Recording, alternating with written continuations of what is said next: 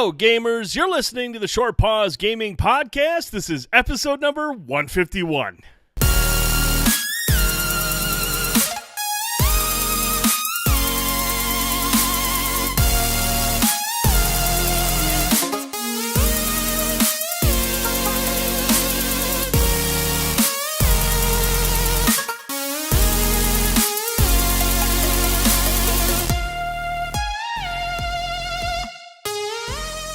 And welcome back to another edition of the Short Pause Gaming Podcast. I'm Brent Felsing, and joining me tonight, Bender Holt and Ben Boyce. Frankie is off this week. Guys, how are you doing? Fantastic. Doing all right. Awesome. Good to hear. You guys did a great job last week. I'm sorry I couldn't be here. Some last-minute stuff came up. But you guys did a great job holding it down. It was an awesome show. Really enjoyed listening to it. So thanks again, you guys, for holding it down, doing what you guys do. So it's good to be back with you guys, though. Good to have you back. Hey, man, I appreciate that. It's always nice to be here and be able to talk games with you guys. But let's, first of all, quick PSA. Due to some scheduling issues next week, there will not be a podcast next week. 152 will be delayed 1 week. But we will have a video up on our channel breaking down the new releases for you. So we'll get a video recorded and have that set to go for you on Sunday night, just so you have something to kind of, something informative from us. It won't be a typical podcast, but we'll have a little something for you that we'll put up on the channel. But again, no podcast next week. We'll be back the following week with everybody on board and full video as usual. So just wanted to get that PSA out of the way. But gentlemen, let's talk about what we've been playing. Boyce, I want to come to you first. We featured a game on the Tuesday Night Indie Spotlight this week. We featured 2 games. Let's talk about what we played, man. Cool. You want to talk about Rad Rogers first? Yeah, I'd like to talk about Rad Rogers because Rad Rogers is pretty damn rad. Shocking. Yeah. We saw the trailer. And immediately we were all pretty much like, this looks really, really good. And, this is a game that's been in development for quite some time. It's been on PC since, I think it was December 2016. So it took a while to get over to consoles, but it's out now. And I really enjoyed my time when we played with it. And I think you agree that when we were playing this game, the thing that kind of stood out was just the level design. There is a lot of variety, and some of these levels are very elaborate. They're not like short little areas you can go through. There's a lot of hidden areas throughout it, but the gameplay was tight. It was intense. The shooting mechanics are really fun. There's a nice variety of weapons, but overall, it was just a really enjoyable experience. A rockin' soundtrack. I think that game kind of like exceeded my expectations. I wasn't sure what to expect going in. The humor could have easily been forced, because we know this is a raunchy title. It's a raunchy, violent title, but it's got this awesome art style. And I wasn't sure what my expectations would be. I was really anticipating something good, but it actually turned out to be very, very good, and I really enjoyed my time with it. Boys, what were your thoughts on it when you were watching it? Yeah, watching it, it looked like a lot of fun. It looked like a pretty cool puzzle platformer action game. There's, like you said, there's a lot that go into these levels. And in fact, there's a number of sections where you take on the role of the the robot or whatever that's with you, whatever that thing is, the foul mouth companion that's along with you for the ride. So you take on that character at certain points. You go through these little like puzzle sequences, and then you come back out, and then you're back into the action. Yeah, the art style, like you mentioned, looks really cool. Just looked like a lot of fun, man. From my vantage point. Yeah, it was a lot of fun. Now, Bender, I know we weren't sure if this would be a game for you. I mean, it's a little bit more raunchy. There's quite a bit of violence, but did you get a chance to watch the stream at all? Unfortunately not. I'm usually working in the evenings when the indie spotlight's going on, so I don't usually get a chance to watch it. But I'll definitely go back and watch the replay of it and see what Rad Rogers is all about, because it did intrigue me. It looked like something that could be pretty cool, so I'll watch it and get back to you guys. If you read between the lines there, Bender's like, I would watch the indie spotlight if I gave a shit. That's basically what he was getting at. No. Or better yet, what he's going to say now is you'll talk about the game you played. And like, yeah, I watched it. Yeah, I watched your stream. So basically, I don't care about the game, and I don't watch it when Brent hosts it. So appreciate that, Bender. That's awesome. But Ben, so I played through Rad Rogers, and then you took over on the second half of the doubleheader. You played Xenon Valkyrie Plus. Yeah. So we, like you mentioned, we did a doubleheader on the Indie Spotlight this week. We had, a lot of cool titles out this week. We got our hands on a couple of them. Wanted to feature them for you guys. So Xenon Valkyrie Plus is very, very much inspired by Spelunky. It's in so much that you take on a character, it's a roguelike, you descend these levels till you get to the exit. It's very Spelunky like in the way that it's designed, and it's a roguelike through and through, man. I mean, it's you get into there, you die, you try to figure out how the world operates, what the rules of engagement are for this game. And it's a roguelike in like the purest sense of the genre. If you die, you're right back to the start. So whatever you accumulated, whatever progress you were able to master, that's all out the window. You back to square one. And when I first started it, it's like a lot of roguelikes for me. When you first started, you're like, man, I don't know about this. I don't know if I'm gonna be able to get into this. But as you die and you start to learn the world a little bit, then you really start, like, the game starts to like dig its hooks into you a little bit. And then you die and you're like, all right, I know what to do next time I go through. I'm gonna save up my money. I'm gonna buy this particular weapon or this upgrade for my character, and I'm gonna take this into this next boss fight or into this next level, so I can try and progress a little bit further. So you start to do stuff like that, and there's a character you meet after you defeat the first boss who looks to have access to a portal device of some kind. And I didn't have enough money at the time when I first encountered him, but when I go back through and I encounter this guy again, I'm going to try to pay him the money to find out what his portal does. But I have a sinking feeling it's very much like Spelunky, where you're able to unlock a door so you can go right from the beginning of the game and start right at the second world, so you don't have to start up at the beginning. So there's pros and cons to doing that. There were pros and cons to doing that in Spelunky. Obviously you don't get to go through these kind of easier levels and kind of build your character up a little bit. You kind of jump right into the fire with these harder levels. So I don't know how, feasible that's going to be in this particular game. Because the second world seemed quite a bit harder than the first world that I was in with Xenon Valkyrie Plus. Finally slew the boss at the end of the stream there, and made it into that second world. And the enemies in there were, like I said, were much stronger than they were in the first world. So maybe that guy doesn't have a portal. I don't know. It's just a sinking feeling I have, just based on the way that the game is designed. But yeah, man, it's a very like crude art style. It's a pixel art style, which many games have nowadays. But this one's even a little more cruder than I think we're used to seeing. So it's a little tough to watch on the big screen. But for something like the Vita, I think this game is probably going to be right at home on there. I haven't tested it out on the Vita, but even saying that, even the crude quality of the visuals and all, still had a lot of fun with the PS4 version. And like I said, man, it's one of those games that if you give it some time, it's gonna dig its hooks into you a little bit, and it's got that kind of addicting feel to it as you continue to play it. So I liked what I played at Xenon Valkyrie Plus. If you're at all a fan of Spelunky, definitely give this one a look. Spelunky, one of the great games of the last generation. So I don't want to say that this is like on par with Spelunky, but it's clearly inspired by it, clearly designed around that concept. And if you're a fan of that game, I think you'll find some stuff to like in Xenon Valkyrie Plus. Indeed, I thought it was a really good stream to watch. You play through, and again, when you watch a game like that and you see how you're evolving as you play it, learning from your mistakes, learning from the things that you discover, just before you die, or you run into a boss, you die, but you got to go all the way back, but you just remember the certain things from that boss battle, and then you build your character up as you make your way back to the boss, and you know what decisions to make with certain weapons or what certain abilities you're going to need for that boss. I think that stuff is really, really cool, and that makes those types of games a lot more interesting. Yeah.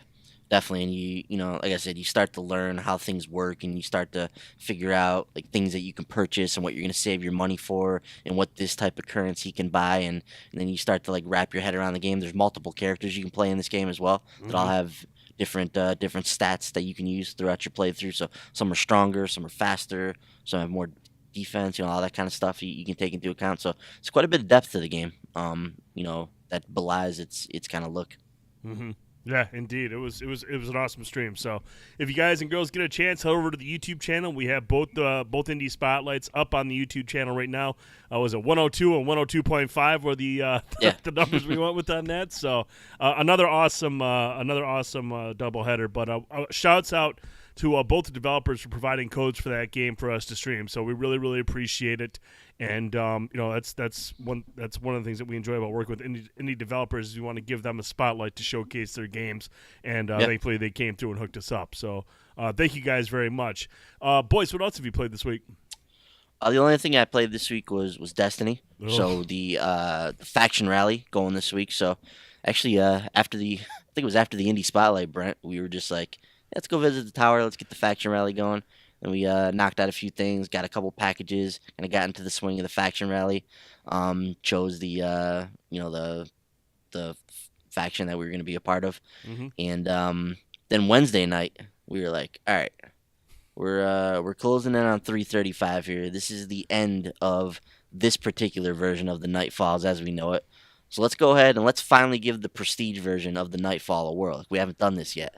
So we decided to do this. The Nightfall this week is the Inverted Spire, which is interesting. I hadn't thought about this at the time, but the Nightfall has kind of come full circle. The Inverted Spire was kind of where everything started. It was the first strike we ever played in Destiny 2. So now, as this version of the Nightfall kind of goes off into the sunset, only appropriate that the Inverted Spire would be the Nightfall this week. So it's the Inverted Spire, which is the one where you go through this kind of this Vex mission on Nessus, and you encounter this bastard at the end. That's a real SOB. Yeah. Yeah. So the modular mind. Yeah, that guy. Yeah, and the time limit this week is the rings, which you got to Yep. jump through. So this one is difficult. We obviously never doing a prestige before. We didn't know exactly how this was gonna go, but it's even more difficult with the prestige version of the Nightfall. So obviously the enemies are a lot stronger. The time seems like it's even shorter. I don't know if that is the case or not. It might just be we haven't done the rings in a while, and I just don't remember how this works. But we didn't have a whole lot of time to get through this, and we got close a couple times. And I think with a few tweaks to our strategy, once again, Brent, I think just a few things here and there, and we could have had a successful run. Where I think we really faltered was in that big open area with where the Cabal are attacking. Yep. It's initially before you jump over to that tower and get into the that structure over there to get you kind of to the last part of the strike before you encounter the drill. There's this big open area that's full of Cabal and Vex and stuff out there, and you're tasked with slaying these two Cabal like generals, and then that'll kind of open up a path so you can get it to the next section of the strike. And I think where we messed up there was we kind of split up our resources and tried to attack the two generals. With just kind of splitting up the group. I think in the future, if we go into that area and we attack as a group, because these guys are pretty strong in the prestige version of the Nightfall. So if we tackle these guys as a group instead of each of us splitting up and going just getting shellacked by these guys over and over, then I think we'll have a chance to get through that area a little bit quicker. If we can just score a minute or two. Basically, if we can get some of the rings in the drill area before we get to the boss, then we'll have a chance to knock it out. Hopefully, we can get in there and give it another whirl before the reset on Tuesday. But even in death, even in our failure, it was fun as always, man. We did some heroic strikes as well. Got some faction loot and all that. So it was a good time with Destiny 2. I'm looking forward to tackling the Nightfall Prestige once again, giving it another whirl. Yeah, Benner. Now we like Ben was talking about. We had a couple of good runs, and then the rest of the runs were just really just garbo. I mean, they were really bad runs. But would you say that it wasn't so much the time issue again? It was just execution on our part. I mean, Ben talks about that open area, and he makes a good point. I mean, had we all gone to one general first, had all that firepower on him, would have dropped him quick. Then we could have eliminated the Colossus in the middle, who was just doing all that damage. That guy's a terror in the middle of that map. He's the worst person on that map. And then, all three of us would have been together taking him out and then moved to the other general. But, I mean, are you going to miss this, Ben? Are you going to miss these time warps? Or, because this comes down to execution. Even with the locked loadouts, I feel like we had all the weapons we needed. Are you going to miss these time warps, man? No, I don't know yet. I guess we could say time will tell. Oh, my goodness. Well, that's it, folks. Have a great night. Thanks, guys. Yeah, it was challenging, man. It was really, really difficult. But like Boy said, it always comes down to execution with the Nightfall. And that's always going to be something I love about the Nightfall is it's on you to execute properly. If you don't have enough time, chances are it's because you did something wrong. So the time limit's just there to kind of keep things interesting. Had we executed, we would have pulled it off. I mean, we had him down. We were really close one round. I think it was like the second go through. We had him down to less than a quarter. I mean, really close to like a sliver of health, and we just ran out of time. So It was really it was entertaining. It was fun. The chat room, the guys were in there cheering us on or making fun of us. I can't remember. It probably changed throughout the night. And then, like you said, we went and knocked out some heroic strikes to feel better about ourselves. So just another night in Destiny 2. So, Bender, what else you been playing, man? I'm still playing lots of Monster Hunter with Frankie. We're having a lot of fun with it. As far as the story campaign is concerned, we've kind of hit a little bit of a wall because we reached this mission where we have to defeat a monster called Nergigante, which is a very large, very aggressive elder dragon. So we're kind of doing other things to kind of upgrade our armor and our weapons before we go back and try it again, but we'll eventually defeat him. But still, we're having a lot of fun. Even though you kind of fight a lot of the same monsters over and over again, there's still also new ones that you encounter as well. So it's been pretty fun. And also I went back and started playing Celeste again, and trying to get through that game. I'm almost to the end. I was playing it right before we started recording, and I am very, very close to finishing it. I know we've talked about that game several times on the show, but that game is just so good. It's just so good. The gameplay is great, and the music is fantastic. The story is really good. It's got that incentive to keep going, and if you die, but then you instantly respawn, and it's that you do a little bit better each time. You make a little bit more progress until you progress to the next screen. So everything about that game is just fantastic. So if you haven't played Celeste, it's out on pretty much every platform. I highly recommend it on the Switch because it's great to have on the go, or you can play it on the TV if you want. But it's such a good game. So I'm looking forward to finishing that and everything, and getting into like the B-sides and everything, which from what I understand are insanely hard. They're very, very difficult. Yes.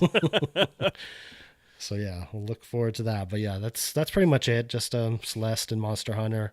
I'm going to be playing something else for review, but we'll probably talk about that next time. But yes. But that's pretty much it. Awesome. Yeah. Only other couple games I want to talk about is the one I streamed this week, Deadbolt, from developer Is it Hapu or Hopu Games? I think it's Hapu. Hapu? We'll go with Hapu. I'm not sure though. I haven't never heard him pronounce it. I haven't either, but I think Hapu makes sense. I think Hapu sounds better than Hopu. But anywho. Hopu Games is the developer of Risk of Rain, an awesome game that came out a couple years back on the Vita and the PS4. Awesome soundtrack. It was almost like a roguelike RPG.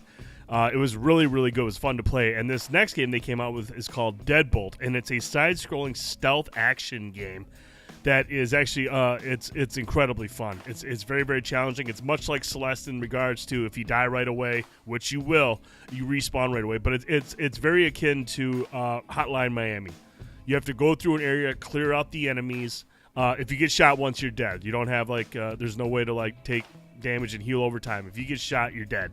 And some of these other enemies, they take more than just one shot. You have to line up headshots to do considerable damage, especially against some of the bigger enemies. But first impressions is this game is really, really, really good. I really enjoyed it.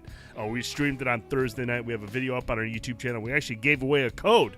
Hapu Games was kind enough to lend us a code to give away during the stream.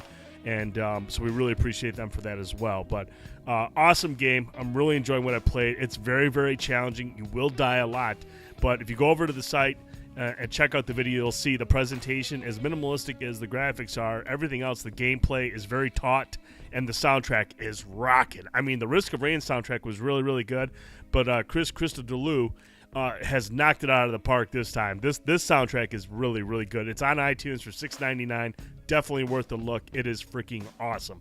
So really enjoying my time with that game.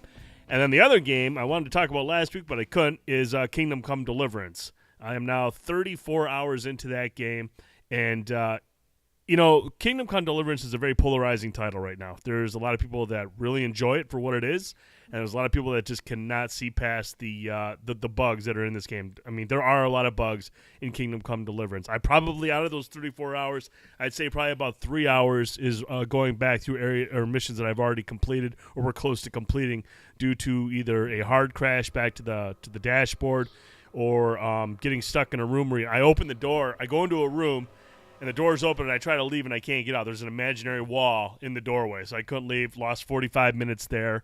I had another one where my horse, I'd spawn the horse, I'd hop on, the horse wouldn't take off and ride. So I'd have to start over for certain areas, for certain things like that. But despite all those imperfections and despite all those bugs, there is still a lot to like about Kingdom Come Deliverance. I know this opinion is going to vary on a person-to-person basis because, simply put, either you can appreciate the game for what it is and what it's trying to be, or you're just not going to be able to accept it because you're so disappointed with the bugs. And I get that. It's going to be polarizing. It's going to be divisive amongst the gamers. But I really enjoy it. I think the story is very, very strong. I like the idea of how Henry starts off as just kind of like this, just kind of a putz. I mean, he's not good at anything. He's just kind of this dopey dude. And you kind of get thrust into this situation once your parents are killed, and you're going on these missions, and you kind of watch Henry evolve as a person, taking matters into his own hands and dealing with what's going on in Bohemia at that time. It's a very good story in that regard. There's some awesome cutscenes with other characters. The voice acting is actually surprisingly good. Sometimes when you see like these games, these Kickstarter games, especially I think one of the milestones for the Kickstarter was to hire real voice actors, like really good voice actors. The voice actors in this game are actually pretty good. So everything is done very, very well in that regard. The game's it's beautiful to explore this world. It's a beautiful world to explore, but the combat is really, really good. It's very complex, but again, once you start the game, Henry is it's just completely useless in combat. It's very difficult to win your matches or win your battles, especially if it's you versus multiple people. Very, very difficult. But as Henry progresses and ranks up his skills and his abilities get better and you unlock perks, you kind of start to feel Henry evolve in combat as well. And it's just very rewarding when you do win a one-on-one battle, especially or even more so when you take on a group and you knock them out. There's so many elements to this game that I really appreciate. The stealth elements is one area I enjoy. And it's not as simple as like in Skyrim, where if you're wearing all this gear, but your stealth rating is super high, nobody can hear you. Even if with your stealth rating ranked up, if you're wearing a bunch of gear, you're making a lot of noise, even as you crouch down. I mean, it'll tell you in the menu when you go look at your stats, depending on what you're wearing, it'll tell you what noise level you're at. So regardless of what your stealth skill is, if you're wearing a lot of stuff, you're still going to be noisy. So what you have to do is, like, when you have you have to take down a camp of bandits. And so you can go in guns blazing during the day if you want to. You can take them all at once. But what I like to do is wait till dusk when everyone goes to sleep at the camp. I strip right down to like this shirt, these rags I'm basically wearing for no noise. And I just sneak up and I kill the bandit leader, who is the most important person because that completes the mission. Then I put my gear back on and I deal with his lower ranking little posse.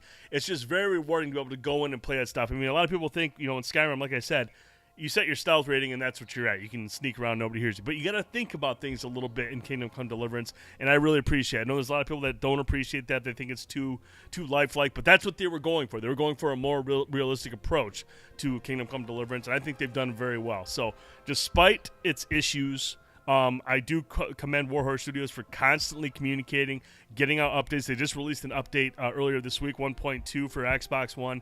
And I know next week is when they're targeting 1.3. That's supposed to fix the lock picking, make it a little bit easier on consoles. They're supposed to revamp the pickpocketing and a host of other bug fixes and to make the game a little bit better, a much smoother experience. So 34 hours in. Despite its imperfections, I'm really enjoying my time with Kingdom Come Deliverance. I'm going to spend some more time with it this week. I'm making my way through the story. It's a very strong story. This game, you can tell, boys, this was a very ambitious title. It's a lot to take on for a small studio like this, based on with the Kickstarter money they got in. But overall, I'm really enjoying my time with it. So that's what we've been playing this week, Mr. Boyce. Let's get into the new releases, buddy. Let's do it. Got a couple things that we missed last week here. First and foremost, Fortnite Battle Royale got its Season 3 Battle Pass. And, Brett, the big thing that this brought was 60 frames to PS4 and Xbox One. So that's awesome. Obviously, to have the higher frame rate available for this game now. It's something they said. I haven't seen any videos or anything on it, so I don't know how consistent the frame rate is, but I know that's what they're targeting now. Yes, Brent. I actually fired up Fortnite this afternoon. Okay. And I hopped in there, and because I wanted to check it out. I had played Fortnite a little bit a while back, and I got through some of the early on missions to kind of unlock the resources and the gear and whatnot that you need. And I went into the settings, and you can change it to uncapped frame rate. Mm-hmm. And yes, it does look much better in motion. It's much smoother. You can tell it's not locked. It's obviously uncapped. You know, it holds pretty well for the most part, but there's a few instances if you're moving around through kind of a crowded area.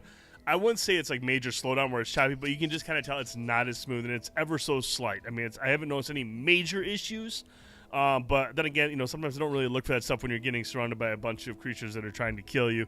I'm more focused on killing them. But no, overall though, it looks very, very good compared to what it was before when you had that uncapped feature turned on. Yeah, so obviously that's a great update for the game. And they said that they're going to continuously, work on this. They're gonna continue to work on the frame rate. So eventually we might see that locked 60 in the future where we don't run into those issues. We'll have to see. But man, Fortnite coming out swinging, man. They are aiming for PUBG's head here with everything that they're doing. In fact, I think Fortnite broke its concurrent Steam record the other day, if I remember reading that correctly. Mm-hmm. So just think about that. So PUBG's a game we've heard incessantly about for the better part of a year. Fortnite kind of came out of nowhere, and it's kind of slowly built up this mass of millions and millions of players to the point that it's even taken out PUBG's concurrent player record on Steam. Mm-hmm. I mean, that's pretty incredible for in terms of its meteoric rise. So so hopefully that this kind of stuff keeps the other players in the battle royale genre on their toes. But yeah, Epic has they're closing down Paragon. Like, they're putting all of their resources into Fortnite. So this is like their baby for the foreseeable future. Was it Jonathan or Optic in the chat that requested we do a Fortnite live stream? It was Optic. Yeah, I believe it was Optic. So, and I really think we should get into this, you guys. Like, I've really enjoyed what I've played so far. It's a pretty cool game. It's pretty elaborate, and I think we would have a lot of fun playing it just in the PvE portion. We don't even have to get into the battle royale right away. Just go through the PvE, learn the game, and I think it could be a lot of fun. I think it'd be a cool stream for all of us. It's definitely a game I want to play. So I'm on board for that.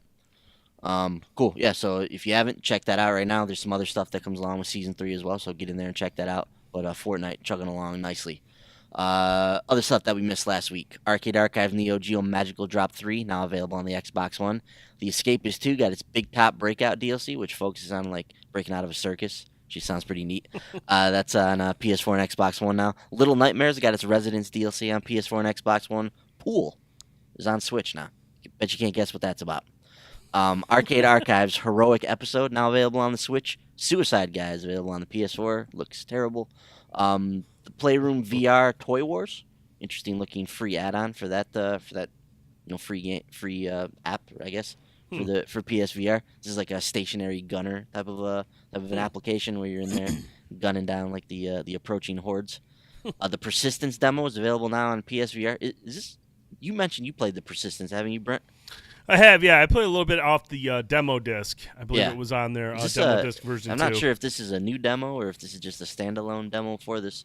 But like you said, you weren't too thrilled with what you played, right? Yeah, not really. I mean, maybe I'll go back and check it out. Maybe this is a different demo where it's been tweaked a little bit and fixed up, but I wasn't particularly blown away by it. Yeah, this game looks really cool, man. It's like it's a very very promising looking title. I like the horror roguelike thing that it's going for. Mm-hmm. So it's it's a shame that the demo you played wasn't up to snuff. But maybe either this is a different demo, or maybe in the future we'll as we get closer to release, it's coming out later this summer. Maybe they'll kind of clean up what some of the stuff that's going on there. But remains an intriguing title for me. Soma, the safe mode, also available now on PS4. So if you want to go through that adversary free. The Xbox Games with Gold March lineup has been announced, guys. Mm-hmm. Trials of the Blood Dragon leads us off for the Xbox One. That'll be available throughout the entire month of March, starting on the 1st. Super Hot is available on March 16th through April 15th, also for the Xbox One, of course. On the backwards compatibility 360 front, we have Brave, the video game, available March 1st to the 15th, and Quantum Conundrum, which I believe is developed by one of the creators of Portal. That's available on backwards compatibility March 16th through the 31st. So real quick, Brent, what's your thoughts on this lineup? I think it's a good lineup. Trials of the Blood Dragon. The Trials games are really, really fun. And then Super Hot was an awesome title, so that's a really, really good game. Like Brave, the video game, and Quantum Conundrum, no real interest in those. But the two Xbox One titles, like Trials of the Blood Dragon and Super Hot, those are fine choices right there. Bender, what do you think about this? This is a fantastic list. Oh. I don't know a whole lot about Trials. I never played it, but by all accounts, Super Hot is a great game. Mm-hmm. I know Frankie loved it. I'm happy it's coming to Games with Gold because I never got a chance to play it. I never picked it up anywhere else, so I'll finally get a chance to try out Super Hot for the first time. Brave, the video game, it's whatever, but Quantum Conundrum, I highly recommend. If as Ben mentioned, he's correct. It's by Kim Swift. She was one of the lead designers on Portal. It has very portal-y vibes, so you don't actually use portals, but what it is you're a kid and your uncle has disappeared and you're in his house, and he has developed a device that changes the dimensions around you. So you can move items around, like you change it to the fluffy dimension, so everything is going to be like fluffy like a marshmallow, so you can pick up heavy objects and move them around easily. There's the heavy dimension where everything is like weighs like 10 times as much. There's the anti-gravity dimension, and then I forget I think the other one like slows down time or something like that. Mm-hmm. So there's 4 different dimensions that you switch between, and you solve puzzles through going through this big mansion as you go through. It's all in first person, just like Portal, but it's really good. It's a really good game. So that's definitely something you should keep on your radar if you've never played it. So this list is very good. Interesting. Excellent. Yeah, Trials is a phenomenal game. I love Trials. It's a great. It's like a BMX motocross. It's one of those things where you got to get through the obstacle course from point A to point B. It's really, really fun games. Love Trials. Haven't played Super Hot, like you guys mentioned. Frankie loves it. Haven't played Brave, the video game, of course, based on the Disney movie. And then obviously Bender, you speak highly of Quantum Conundrum there. So yeah, sounds like a solid lineup for March. So be on the lookout for those titles available starting in a few days now on March 1st.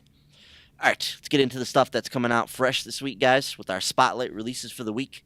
Coming this Tuesday, unquestionably, in my mind, the biggest title this week is Moss, coming to PSVR on Tuesday, February 27th.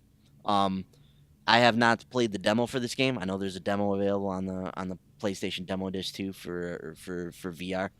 So I haven't played it yet, but man, I've heard lots of great stuff about Moss. I mean, everybody that gets in the headset with this game speaks really highly of it. It's this kind of adventure game where you play as Quill, this this adventurous mouse with a sword. So yeah, the environments look cool. It just sounds like a really cool adventure game. I know the team at Polyarc, they're really passionate about this title, and they really believe in what it can do and the experience that it's going to give you in VR. So I'm really looking forward to playing this at some point here in the near future. Brent, you've been following Moss. Have you played the demo? What's your thoughts on this one?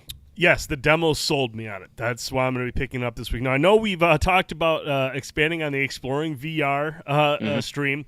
We're still trying to figure out what's the best way to handle it. So this week we will feature Moss, but it won't be a live stream. It's just a lot easier for us to record the gameplay and then upload the video to our YouTube channel. So you can expect that video probably late Thursday night. But I will be playing Moss. I will get a video up as I'm playing through it. This game is really, really cool. I enjoyed the demo a lot. It's a very intriguing title. There's some combat. There's some puzzle elements. You have to find ways to get Quill through these levels by manipulating the environment, moving stuff around, and it was a very, very cool demo. I really enjoyed it. So yes, I will be picking up this week, and we will have a video up on Thursday. Nice. Bender, what's your thoughts on Moss? I'm definitely going to be picking up Moss. I think it's really cool. I did play the demo. The demo was very short, but it was really nice. It was really cool. There's definitely some interesting puzzle solving. It's awesome to be able to just look down into that world, and you can kind of lean forward and get closer and move stuff around, and you just help her fight enemies and move things so she can get to the end of the level and stuff. It's really interesting. So I thought it has a cool visual aesthetic and everything. I love puzzle solving games, so Moss is definitely something I'm gonna want to check out. Nice. And one of the things that I've been talking about with VR here recently is kind of like I feel like we've gotten into like phase two or like wave two of VR now, where these games they feel more polished, even from visuals down to the controls. Do you guys get that feeling early on from the brief little bit that you've played with Moss, that this feels like kind of like a next phase of VR kind of game? Yeah, I thought there were quite a few. There were a few games on that demo disc that were like, I was like, man, this is going to be a cool experience. This isn't going to be just a short experience. This is going to be a story, a game to a full on game to play through. And Moss was one of them, and the other one escapes me, but it's another one where you're kind of sitting back looking over the world as you as you move a character through it. Is it a Star Child? Star Child. Star Child's another title that looks really, really good. Then you see games like Bravo Team and Firewall 0 Hours. 0 Hour is the game that I'm really looking forward to most. But all these games, and Blood and Truth, that's another one. All these games are, like you said, more polished, bigger experiences. I feel like you mentioned we're moving on from kind of like the demo experiences to kind of get people on board with VR, and now we're getting to like the entree. We had the appetizers. Now we're moving into the entrees, like the big games, the big titles, and Moss is like one of the big first titles out, other than the Impatient.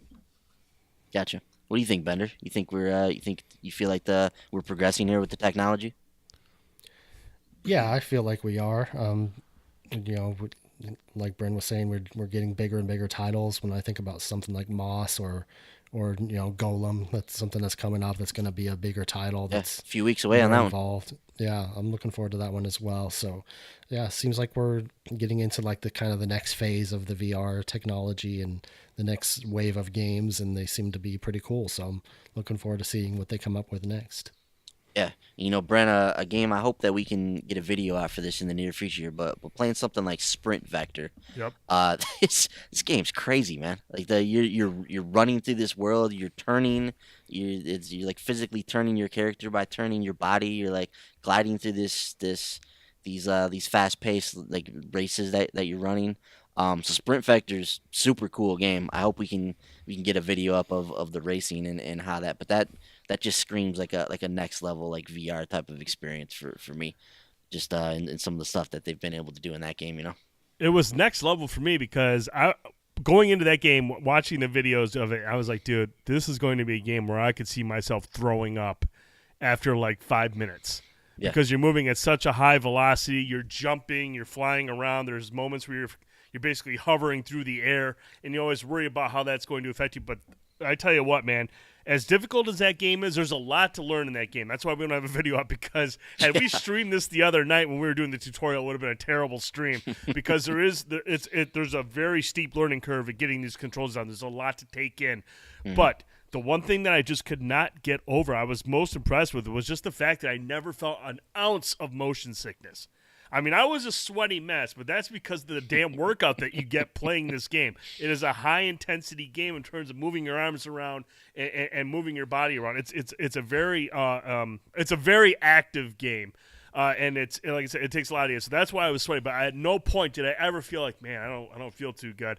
And that was really impressive. I was really impressed by Sprint Vector. That game is really, really good. We'll get a video of that up as soon as we get the controls down and figure it out, because it's just like it's funny to watch a fat guy trying to do all this crazy stuff. But it is a really, really good game for what I played so far. Yeah, I mean, you really like feel like you're running through this level. Yes. You really gotta get your arms moving, and really like the faster you move your arms, the faster you move your character. So you're really like flailing and right here. You're trying to like get your character moving. I love the drifting in that game. That is really, really cool. Like you take the motion controller, and as if you're going to your left, you hold that hand close if you want to make a tight turn, or you leave your hand out a little bit if you want a long turn, but then you can use your other hand to go like this to make yourself go faster around the drift. It's just a very intuitive game, the way they use the motion controllers. It's very, very good. Yeah, it's a crazy game, and as you're running through here and you're like doing these jumps and like gliding through the level, like you feel like you're like flying through these gaps and stuff. You feel like your body dropping, like if you were really like soaring through here. It's a really weird feeling. It's crazy though that a game can do that, and that's kind of the power of VR. So yeah, hopefully we can get a video out for Sprint Vector because that game is really cool. I suck ass at that game. Wow, I am terrible though. I'm really really bad right now. So I definitely got to get my game up a little bit before we get in there. But yeah, definitely want to get a race out for that. So yeah, but I digress. So Moss out this Tuesday. Looks like another really cool VR experience. It's been a very strong start to the year for VR. There's been a lot of really cool experiences, and it looks like we're going to continue that through the next few months here with stuff like Moss and with Golem coming out, and yeah, some of these other titles that we're looking forward to. I think Bravo Team is next month as well. March 6th. Yeah, so that one's next week. That one's next week. Shoot. Mm-hmm. Okay. Yeah, I really want to play that one, man, too. Another one for the old wallet, I guess. All right, so moving on from there, another title that's very interesting coming out this week is Portal, Bridge Constructor Portal. So not a new Portal game, Bender, but maybe the next closest thing or the best thing we're gonna get for a while. So Bridge Constructor Portal basically takes some of the concepts in Portal and making portals to get from point A to point B, and kind of combines it with Bridge Constructor, which is a game about building bridges to get from point A to point B, and it looks pretty wacky the way they put all this together. So this will be out Wednesday on the Xbox One and Switch. It'll be out Thursday on the PS4. So Bender, I know you're a huge fan of Portal. Do you have any experience with the Bridge Constructor series? Does this interest you at all? I've never played a Bridge Constructor game, but it does kind of interest me, though, because I love Portal. I love the whole vibe of the Portal franchise. So from what I have seen of the game, it seems to have that general aesthetic and the humor and everything in Gladys's voice, which is a huge component to the Portal, the whole Portal vibe. So it's definitely something I'm looking forward to checking out and playing through and everything. So we'll have to wait and see, but we will have a review up on the site for it. Nice. So we will look forward to that. I've never played a bridge constructor game, but I don't know. I always thought the concept was cool. It kind of reminds me a little bit of World of Goo, like putting those characters together and trying to bridge across those gaps, build it. Yeah. But yeah, so I will look forward to when we have that review on our site. This will be available next week, Wednesday or Thursday, depending on the platform of your choice. The final game we're going to spotlight this week is Mulaka. Comes out Tuesday on PS4, Thursday on the Switch, and Friday on the Xbox One. And this game, Brent, is the one that we're going to feature on the Tuesday Night Indie Spotlight this week.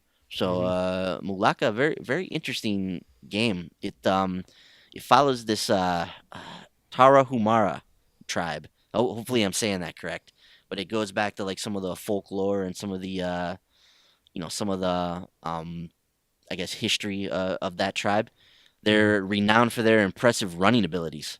So it's interesting that they're gonna tackle that in this game. There's like an evil force corrupting the land. It's like a 3D action adventure game. So it's looks pretty ambitious for an independent title. But there's some puzzle solving, there's some action, there's some hand-to-hand combat. So I'm looking forward to firing this one up and see what it's all about. What's your early take on Mulaka, man? I'm intrigued. I think it looks like a beautiful looking game. But again, it's going to come down to how ambitious it is and if they're able to deliver on that ambition. Yeah, really, that's what it's going to come down to, and we'll find out Tuesday just how that ambition is paid off. So on our YouTube channel, 10 p.m. Eastern, we'll fire up the Tuesday Night Indie Spotlight as we normally do. Brent will be there with me in the chat. We'll tackle Mulaka, see what it's all about. So if you're interested, come on in and check that one out. All right, let's get on to the rest of the stuff this week. On Monday, Spot the Difference hits the Switch. This is basically a game about spotting the difference between pictures, like where you. It's one of those, look at the same picture and find out what the difference is. So that'll be available on Monday. Tuesday's games, Darkest Dungeon, Crimson Edition, hits the Xbox One. So, Brent, that's a game that you spoke highly of. Payday 2 hits the Switch, albeit seems to be a little bit of a gimped version of that game. Has no voice chat, and also is several updates behind the PS4, Xbox One, and PC version. So, buyer beware on that one. Gravel hits the PS4 and Xbox One on Tuesday. Interesting looking title. Looks to carry on the torch of like Motorstorm, those kind of games, the off-road racing game. Actually looks pretty neat. A game that I'm not sure why this exists, but Immortal Redneck is coming It's coming to PS4, Xbox One, and it potentially the Switch this week as well. We're not sure it's due for the Switch, but this game revolves around a redneck tourist who wakes up mummified in ancient Egypt after an accident. That's the concept of this game. Wow. And then you go through, and it's like a roguelike first-person shooter. It's really strange. Yeah, if you've been waiting with bated breath for Immortal Redneck, your prayers have been answered this Tuesday. Elite Dangerous gets its Beyond update for the PS4 and Xbox One on Tuesday. This brings a wealth of new content to this game. It's part of an ambitious plan they have for out 2018 for Elite Dangerous. We just pull up some of the things that they're adding in with this update here. So we've got, first and foremost, a fairer open play environment and a challenging career for criminals with the new crime and punishment system. Ooh. So they're adding that element into the game. There's a choice of mission rewards, improved trade data, Galnet audio keeps you up to date, the introduction of the Chieftain, which is a new warship which has been created in response to the new alien threat that has shown up in Elite Dangerous. And then beyond, it's there's, pushing forward with the overall story of Elite Dangerous. This is just the first chapter of this. There's going to be several updates throughout this year, 4 big ones that they have planned. So be on the lookout for that if you're an Elite Dangerous fan. Rift Star Raiders comes to PS4 and Xbox One on Tuesday. Cool looking spaceship shooter, reminds me of Galaxy. The Blob 2 Remastered comes to PS4 and Xbox One. This is the 3D action platformer from the last generation. Heroin Anthem Zero Episode 1. Man, this game looks sweet. I don't know a whole lot about this, but this is like a 2D action game. Looks like something right up my alley. I mean, looks like something inspired by just a Bayonetta or something, but like in a 2-dimensional action setting, maybe something along the lines of like Castlevania. But really, really interested in this one. Jet Omero Hero of the Universe. This is the one that came out on Xbox One a few weeks back, available now on the PS4. Crypt of the Serpent King, first-person like dungeon crawler, hits the PS4 on Tuesday. Shiny, a robotic adventure, action platformer, puzzle platformer, hits the PS4 on Tuesday. Timothy vs. the Aliens hits the PS4 on Tuesday. This is actually a kind of a cool-looking game. You play as this like gangster in this like noir film who's fighting these aliens. Actually looks pretty neat. I'm curious to see how that one turns out. Blasters of the Universe, an awesome name for a video game, is coming to PSVR on Tuesday.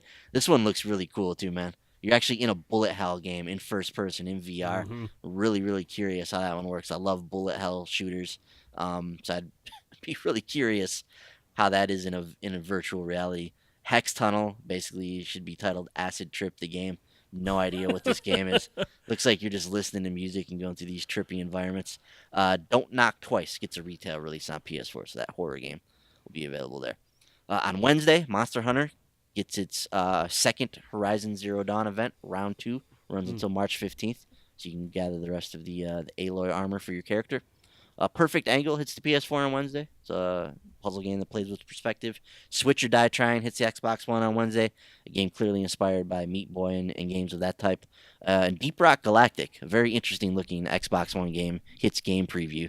This is that, kind of strategy first-person game, first-person shooter game that deals with like those, I think it's those dwarves and astronaut dwarves or whatever on that mining planet.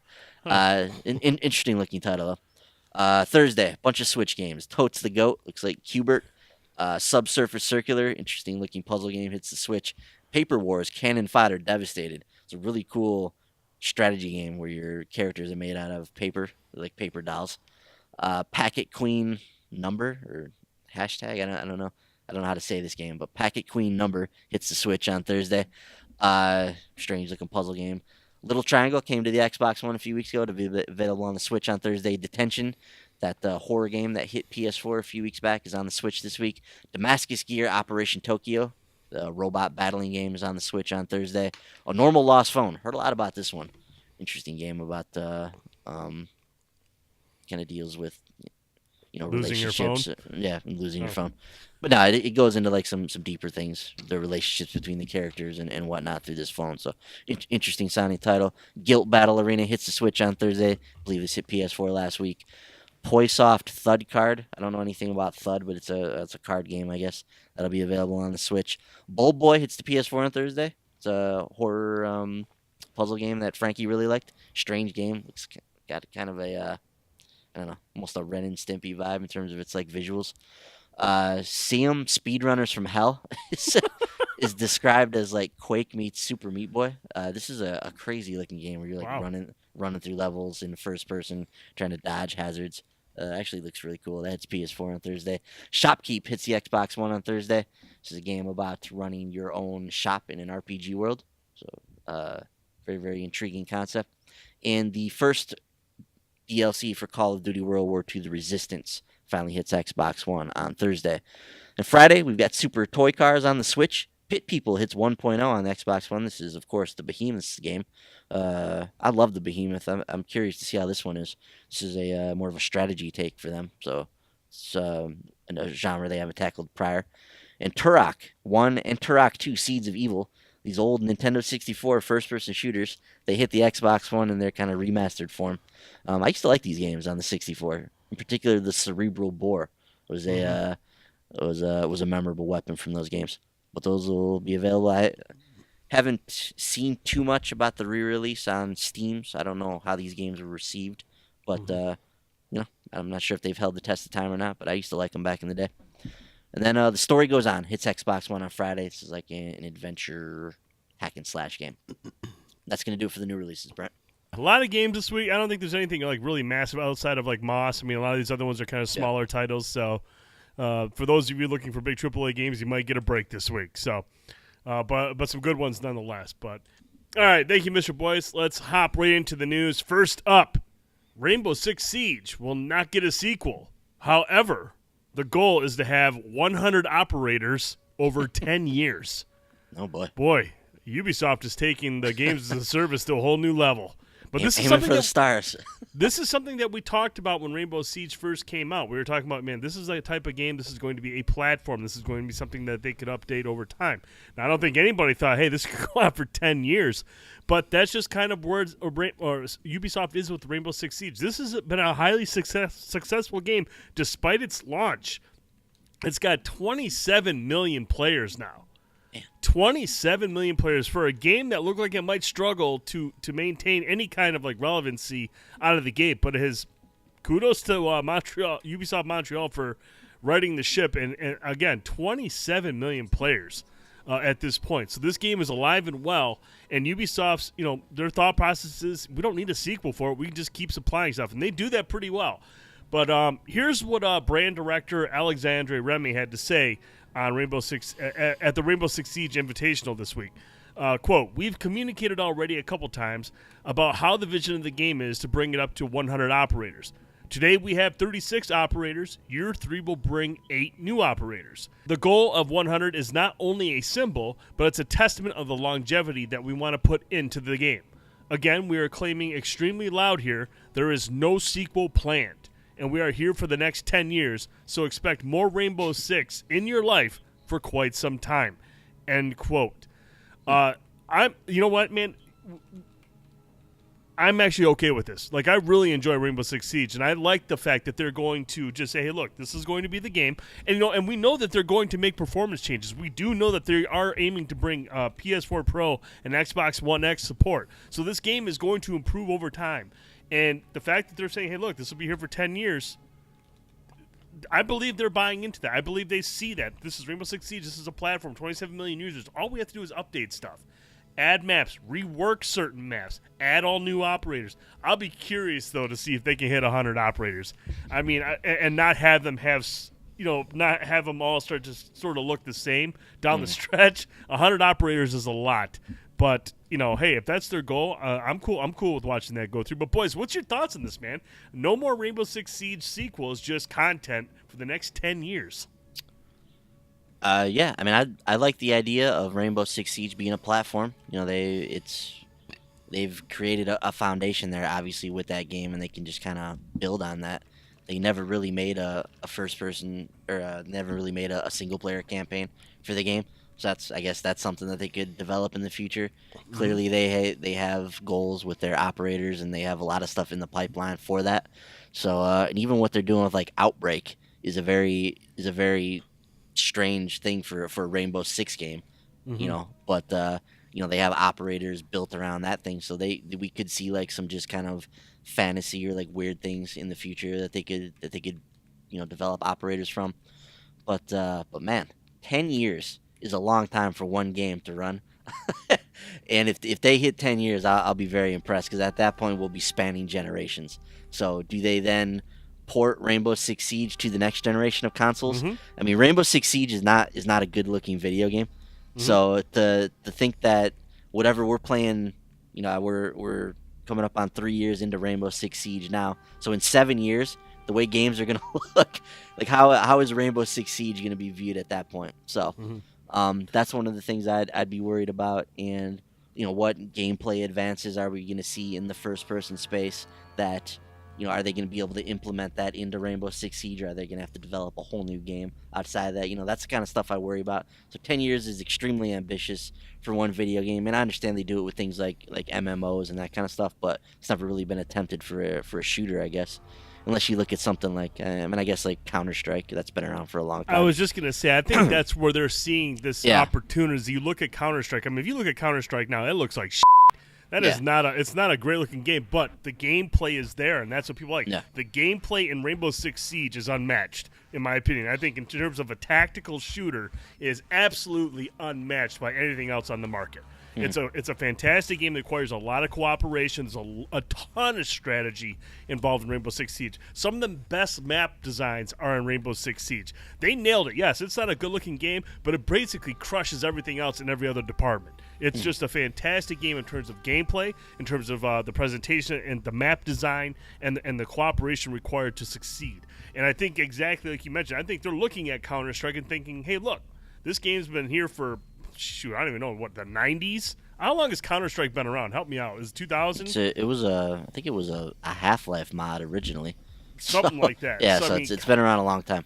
Counter-Strike's been around for a long time, and it's still very successful. So I think Ubisoft is looking at that saying, look, man, this thing doesn't have to be a beauty. Maybe the Xbox One X and the Pro updates will help, you know, improve the visuals a little bit. And then, like you said, once the next-gen consoles come out, bring it over to that, improve the visuals even more. But, yeah, I do believe that that's what they're looking at, is Counter-Strike as their influence. Say, hey, look, we can just update this game over the next 10 years. We don't have to kick out a sequel. Yeah. So that's interesting, and I'll be interested to see like how console gamers take to that. Like if they stick with this game for the long haul. That's obviously Counter-Strike is seeing its success on the PC. Obviously Rainbow Six is on the PC as well, so you can get on there and play it on PC as well. But you know, I feel like a lot of their audience is also on consoles, so I'd be curious to see if they're able to sustain that console audience for 10 years. It'd be very impressive if they're able to pull off that feat. But yeah, clearly they have ambitious plans. Rainbow Six continues to show up on NPD, you know, many years into its life cycle here now. And like you said, man, I think another thing this speaks to is just the dirge of like tactical games that are available in at least in the console space today. You know, there's all kinds of PC games, but there's not too many like big tactical shooters in that scene as well anymore right now. So the people that, you know, are fiending for like that SOCOM experience, or for that the old like Rainbow Six experiences of old, like this is basically the only game they can go to get that kind of experience. So I think, you know, Ubisoft has been able to kind of grasp onto that crowd, and they've kind of welcomed this game with open arms, and it shows in the numbers, man. 27 million for this game. Like you said, it got off to a rocky start. So to see them kind of recover and now be 27 million strong is really impressive, man. And Better, you hopped into the beta, and I know your impressions of the game weren't spectacular. You know, it was rough looking, and obviously the performance over the servers was just atrocious. But when you hear this game is at 27 million users, and what's your thoughts on that? And what's your thoughts on them taking this approach, you know, looking at it as a platform for the next 10 years? I mean, that speaks volumes about where this game is at. Yeah, definitely. I mean, that is an impressive number of users, and you know, if they can sustain that, or maybe even increase their user base by iterating on the game, I mean, then they don't necessarily need to have a sequel. I mean, if they keep adding content or keep the game fresh, by adding new things, then that's great. I mean, I don't think they necessarily need to have a sequel as long as they're keeping up with that sort of thing. Mm-hmm. I agree with you, man. Because like I said, they've nailed everything else in that game. It doesn't have to be a looker, but it's a hell of a lot of fun to play, and it's really exciting to play with the team that knows what they're doing, that's calling stuff out. It's a blast to play. So hopefully they're able to carry that out, man. Because that's ambitious, but if there's a game that they can get away with it, it's Rainbow Six Siege. If there's a game that has a good shot at carrying that out, it's Rainbow Six Siege. But let's talk a little bit about what you can expect in Year 3 of Rainbow Six Siege. Year 3 will be divided into 4 seasons. The first has already been revealed. This is the Operation Chimera, which adds 2 operators in the form of attackers Lion and Finka, and a limited-time event known as Outbreak. We'll talk about that here in a little bit. Season 2 we'll be adding 2 new Italian operators to the roster, along with an entirely new map. Season 3 will add 2 new operators, 1 British, 1 American, and a reworked map. And then finally, Season 4 will round out the year, adding 2 Moroccan operators and another new map, the first set in Africa. On top of these major drops, how the core competitive mode works is being rejigged in the form of pick and ban. The intention of this system, according to the game's creative director Xavier Marquis, is to stretch the, quote, thought process and creativities of players, take them out of their comfort zones to be even more tactical, end quote. A team can now choose to ban an operator during the selection phase, but banning that operator for the opposing team will also put them out of action for your team as well. Furthermore, existing maps will be buffed with every season. These will be small changes, such as removing a door or adding a wall, which according to Marquis will improve the meta to make sure our game modes withstand the test of time and keep them competitive. In addition to these small alterations, certain maps in the future will see complete overhaul. The example shown in the developer diary is that of Hereford Base. The map is being completely redone, and you can see this concept art here. They're teasing some of these changes. So some of these maps will get a complete overhaul. Meanwhile, the Pro League will stretch from 3 months to 6 months, and a second major will be added, taking place in August in Paris. And Marquis finished off by saying, well, now it's time for our game to enter its maturity in terms of gameplay. It's time for our game to evolve, end quote. So there you go, boys. I mean, we see that we're coming out with this content, and they're also going to evolve the game. They're going to make changes. They're going to change the maps, make them more competitive, fix issues with them, or completely overhaul them. So, I mean, this game is going to look different every single year. There's going to be changes made to this game. They're taking this very serious. They have big plans for this game going forward. Yeah, and this is the kind of stuff they're going to have to do if they're planning to run this for 10 years. They're going to have to get in there and tweak maps and make, even small changes like where you put a door, like he said, or where you put a wall. Like that can fundamentally alter how you attack these maps and these situations in this game, because you can blow through walls and cover and all that kind of stuff. Like nothing is off limits here, depending on the operators that you're using. So another interesting thing that you brought up there is Rainbow Six Siege has found an audience in esports. Oh yeah, they have a big following there. They have a big tournaments and things that they run with these now. So like people are getting into it from an esports perspective now as well. So yeah, so all the elements are there for them to develop this game for the long haul. And they have a plan for year 3. Sounds like they have a plan moving forward. And yeah, I'm excited to see what they do, man. Rainbow Six Siege, it is a really fun game to play. Well, I tell you what, we're going to find out something really cool about this game on March 6th, and we're going to talk a little bit about Outbreak. We finally got to see some gameplay, and this is a departure from what you're used to playing Rainbow Six Siege. This is much different. This isn't the tactical. I'm sure there are tactical elements, but this is a much more upbeat, high-tempo mode. And I'm actually kind of cool with this because I think what this does is this offers some variety. This is a timed event, but Outbreak contains 3 missions set across entirely new locations with individual narratives. The missions are titled Sierra Veterans Wing, The Nest, and Sierra Paradise, and takes place in a hospital, junkyard, and hotel, respectively. Unlike the game's core modes, which focuses on tense, short-lived encounter in a single location, Outbreak missions are much more flowing, chaotic, and playing out more like sections you'd find in a more traditional campaign mode. Outbreak is a limited-time event. It will be available a part of the Chimera season, which is scheduled to start on March 6th. But, man, when you watch this video, boys, I mean, they do show that there are tactical elements. There's certain things that come into play that'll make things easier, but this is almost like a zombie horde mode. I mean, this is high action. It almost looked a little bit like Left 4 Dead in terms of how that played. But what was your thoughts when we saw this? I mean, this actually looks pretty intense and a lot of fun. But again, a departure from what we're used to in Rainbow Six Siege. Yeah, I mean, and people have been calling it Left 4 Dead 3, after watching this mode play out. So that's been a sentiment through a lot of people. And yeah, man, it's like this is something you never thought you would see in a Rainbow Six game, right? Is an alien zombie outbreak that you have to contain. So yeah, and the really interesting thing about this for me is how this plays out like campaign missions. Like this is not like your typical Rainbow Six encounter. Like this is like playing like through a story mission in a traditional first person shooter.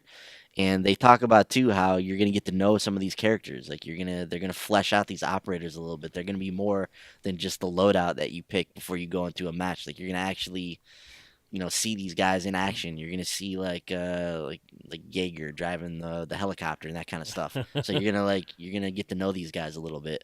So yeah, it's really intriguing. And if this is a glimpse of some of the stuff that we're gonna see for the future of this game, like this is something they could build on and keep the game fresh over the next few years. But yeah, it's a shame that something like this is gonna be a limited event because it seems like very, very robust. It seems like there's a lot that's going into this. It'd be a shame that if you don't play Rainbow Six next month, you're just gonna miss out on this experience.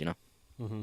But I think that kind of just shows, like their focus is going to be on the core mode of the game. I mean, that's what Rainbow Six is. This is just kind of like a palate cleanser, something to do a little bit different.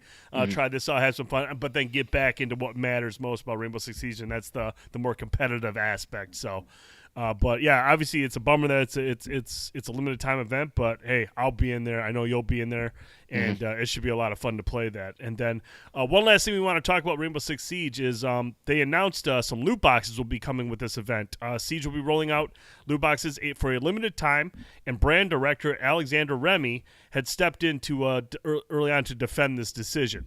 The loot boxes were a part of the Outbreak event pegged for March 6th and will be available to purchase alongside the existing free alpha packs that reward players with cosmetic items. And this is what Remy had to say. Quote, "I feel like the loot boxes act like the gift shop after the roller coaster.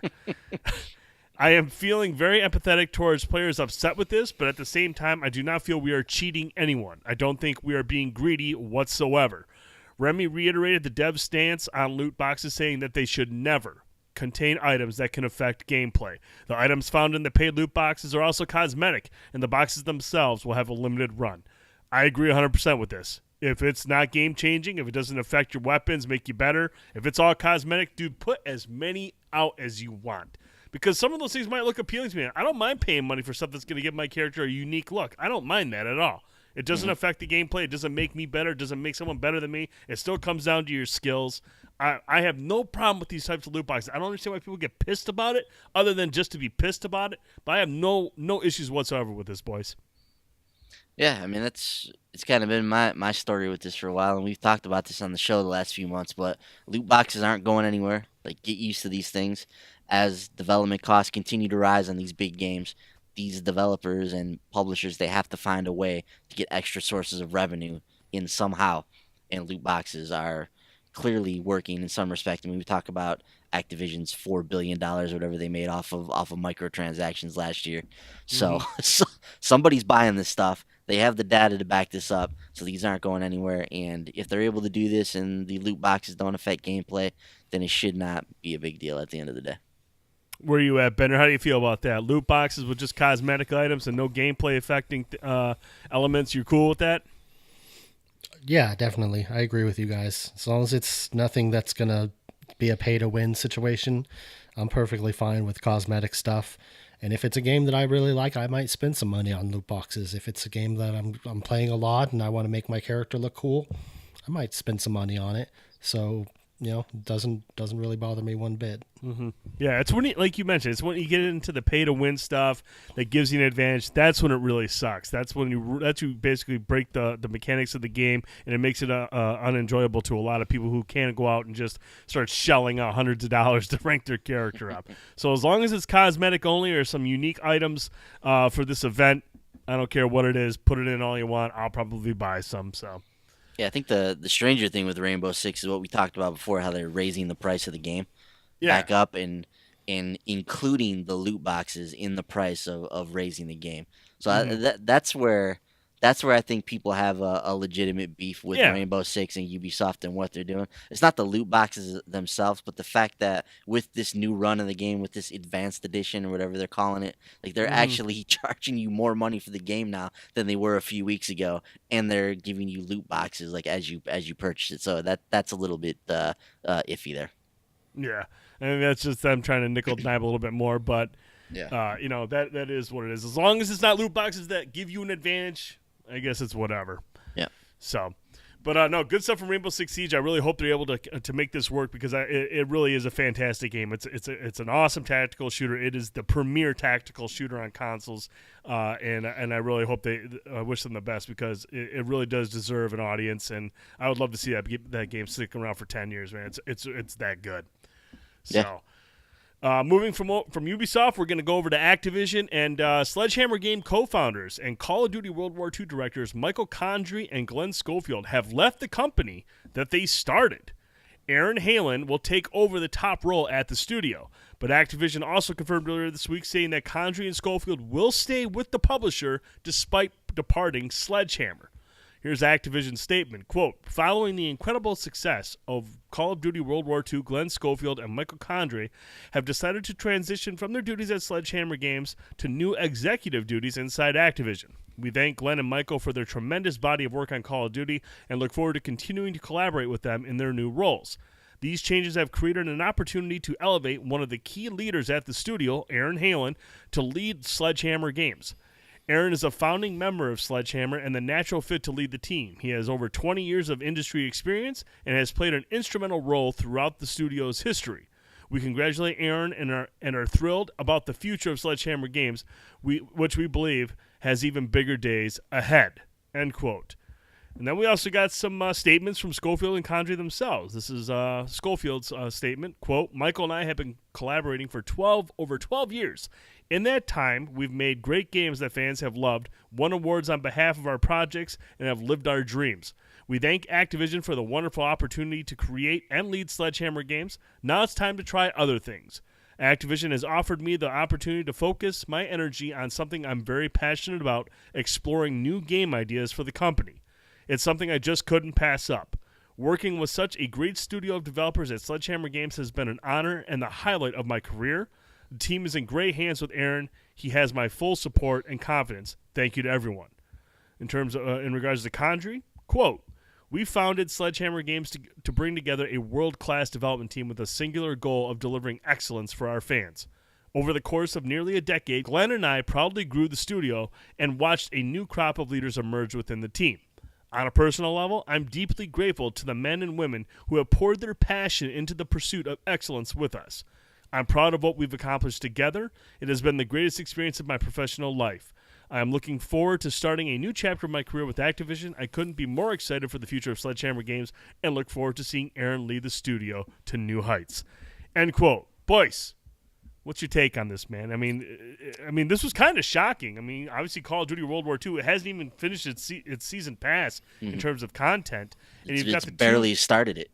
Yeah, it's barely started. I mean, hell, the first pack is hitting Xbox One this week. Mm-hmm. But the two people in charge of this game, the founders of the studio, are stepping away from Sledgehammer, but they're taking on kind of like this, almost like an advisory role with Activision, trying to plan new games for the future. What's your take on this, man? Something doesn't add up with this, man. Like you said, we have Call of Duty World War II, huge success, biggest success, or most success they've had with the franchise in a few entries. Like, this is a huge title for them. It's the top-selling game of the year. the Call of Duty fans themselves really like this game. Like it's kind of got them back into the good graces with Activision and with the franchise. Like fans are excited about this game again with World War II, and to see the two like leaders of the studio, these two studio heads, step down or we don't know. We don't know if they stepped down or not. It almost sounds to me like they were forced out. Just kind of reading between the lines of everything that's going on here. But to see them like vacate their studio positions and hand it over to another guy, like you said, right in the middle of the season pass, you've only got one of 4 DLC packs released so far, like in the middle of a really really strong popular game. Just something doesn't add up here, man. Like something doesn't ring right. This seems very very strange to me. This is definitely not the whole story, so I don't know what more there is to this behind the scenes. But yeah, it's just weird how they announced it, and Activision wasn't like, yeah, these guys did so great. Like we're promoting them to executive leadership of Activision, and they're overseeing, a number of different studios. It was very like, yeah, they're not with their studio anymore. They're going to be doing something else for us. We're not really talking about what that is or specifying what that is. It's very strange when you have a situation like this, when you have somebody that's done a great job with your company and you promote them. Like typically we hear about like what they're going to be doing, or there's more like fanfare around it. This seems very much like, for whatever reason, Condrey and Schofield weren't seeing eye to eye with Activision anymore. In terms of how they were running Sledgehammer games, that's what it sounds like to me, man. When I read between the lines, but I don't know the story. This is just me, kind of, off the top of my head here. But something just 2 and 2 is not adding up here, man. Yeah, that's interesting. I'm looking at this stuff. I'm reading these responses from them, and I'm not sure if that's how I'm reading it, and then again, I can't read it all. So, but it makes me wonder. If the one thing is Activision has offered. This is Schofield again. Activision has offered me the opportunity to focus my energy on something I'm very passionate about, exploring new games for the company. Now that tells me right there, Activision has offered me the opportunity to focus my energy on something else. If there was some kind of a falling out, I don't see them saying, yeah, I'll take this offer from Activision to focus on creating, exploring new game ideas for the company.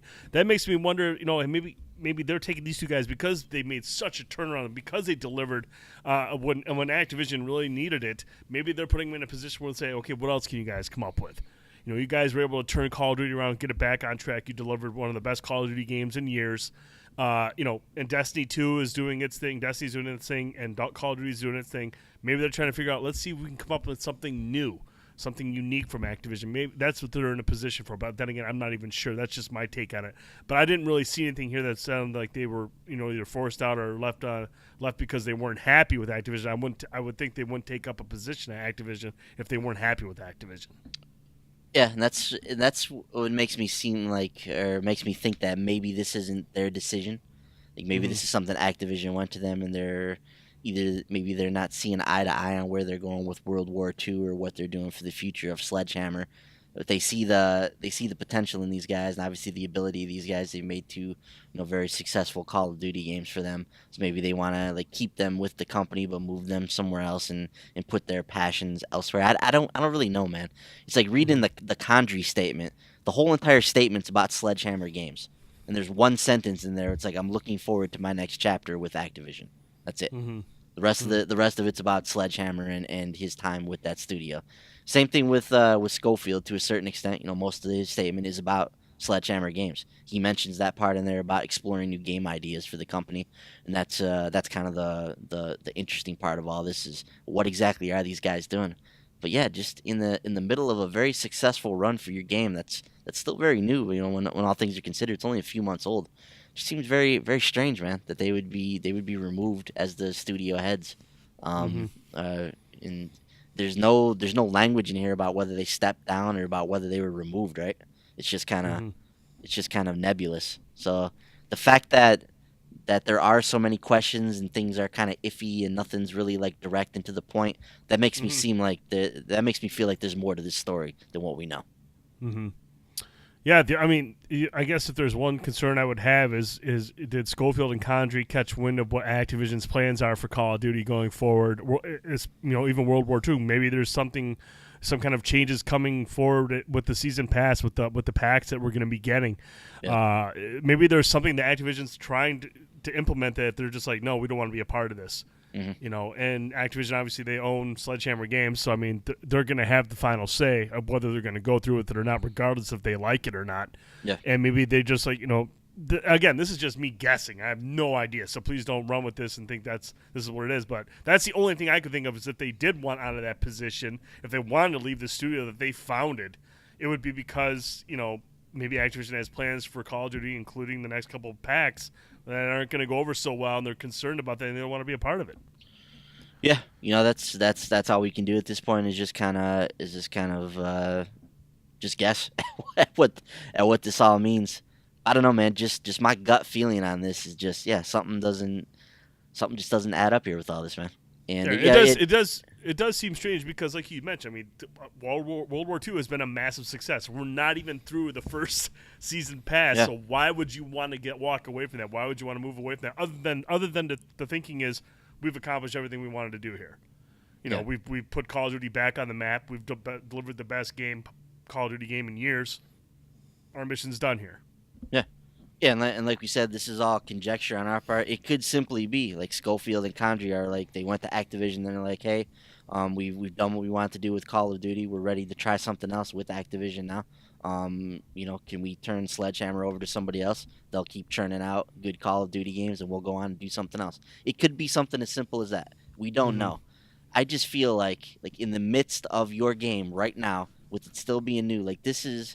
If that were the case, like this is an announcement that would be made after the season pass is finished, or like as we're getting into the next Call of Duty, or maybe a couple years down the line, they're like, hey, these guys are developing this game for us now. Like this Halen guy, he's taking over Sledgehammer. He's going to continue to run the ship over there. But these guys that have made these two awesome Call of Duty games, they're going on to make something else now. These guys that are responsible for Dead Space, they're going on to make something really cool for us now. Like this, it seems like there would be that kind of fanfare around this announcement. This just comes off as very abrupt and out of left field and as off. Yeah, because sometimes when you hear these stories, it usually plays out like this.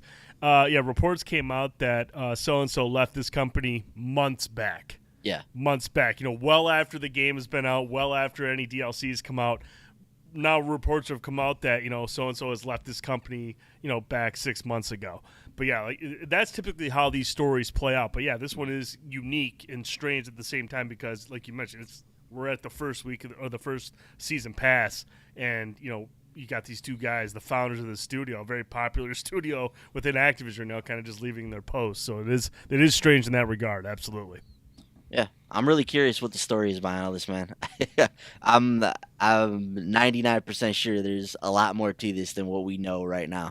So I'll be watching to see if somebody can get the story behind what exactly happened between these guys and what's going on with Sledgehammer and Activision. Two things to watch. See how the rest of the season passes play out, if there's any changes the way that they come out or how they're handled. And then also keep an eye out for any kind of like maybe new studio openings or something in Activision, some kind of a new game rumors starting to pop up, because there's a good chance those two guys will be involved with it. Yeah, definitely. So, but hey, we're going to take a quick break. We've got some music here from Reuel Ethan. We've got some more news to discuss. We'll be right back.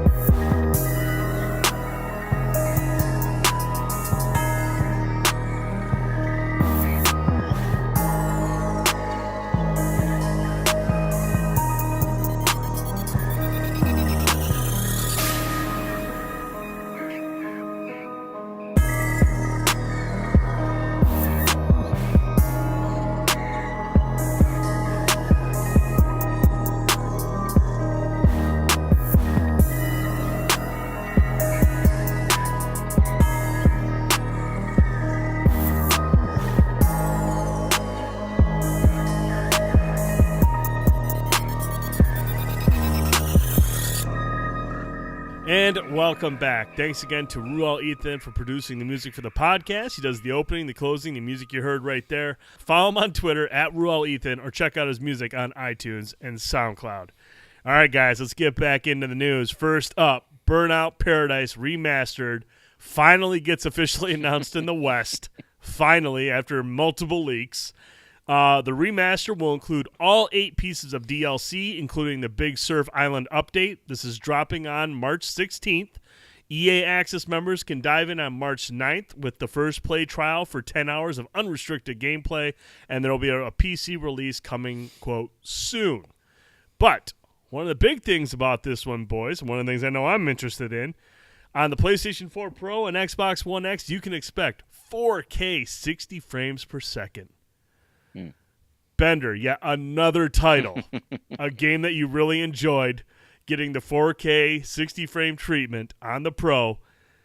So now you have Shadow of Colossus, and now you have Burnout Paradise, all at 60 frames. Are you really pulling for that Spider-Man PS4 Pro at this point? It's gonna happen. I'm just waiting for them to be announced. That's when I'm gonna strike. That's when I'm gonna pull the trigger.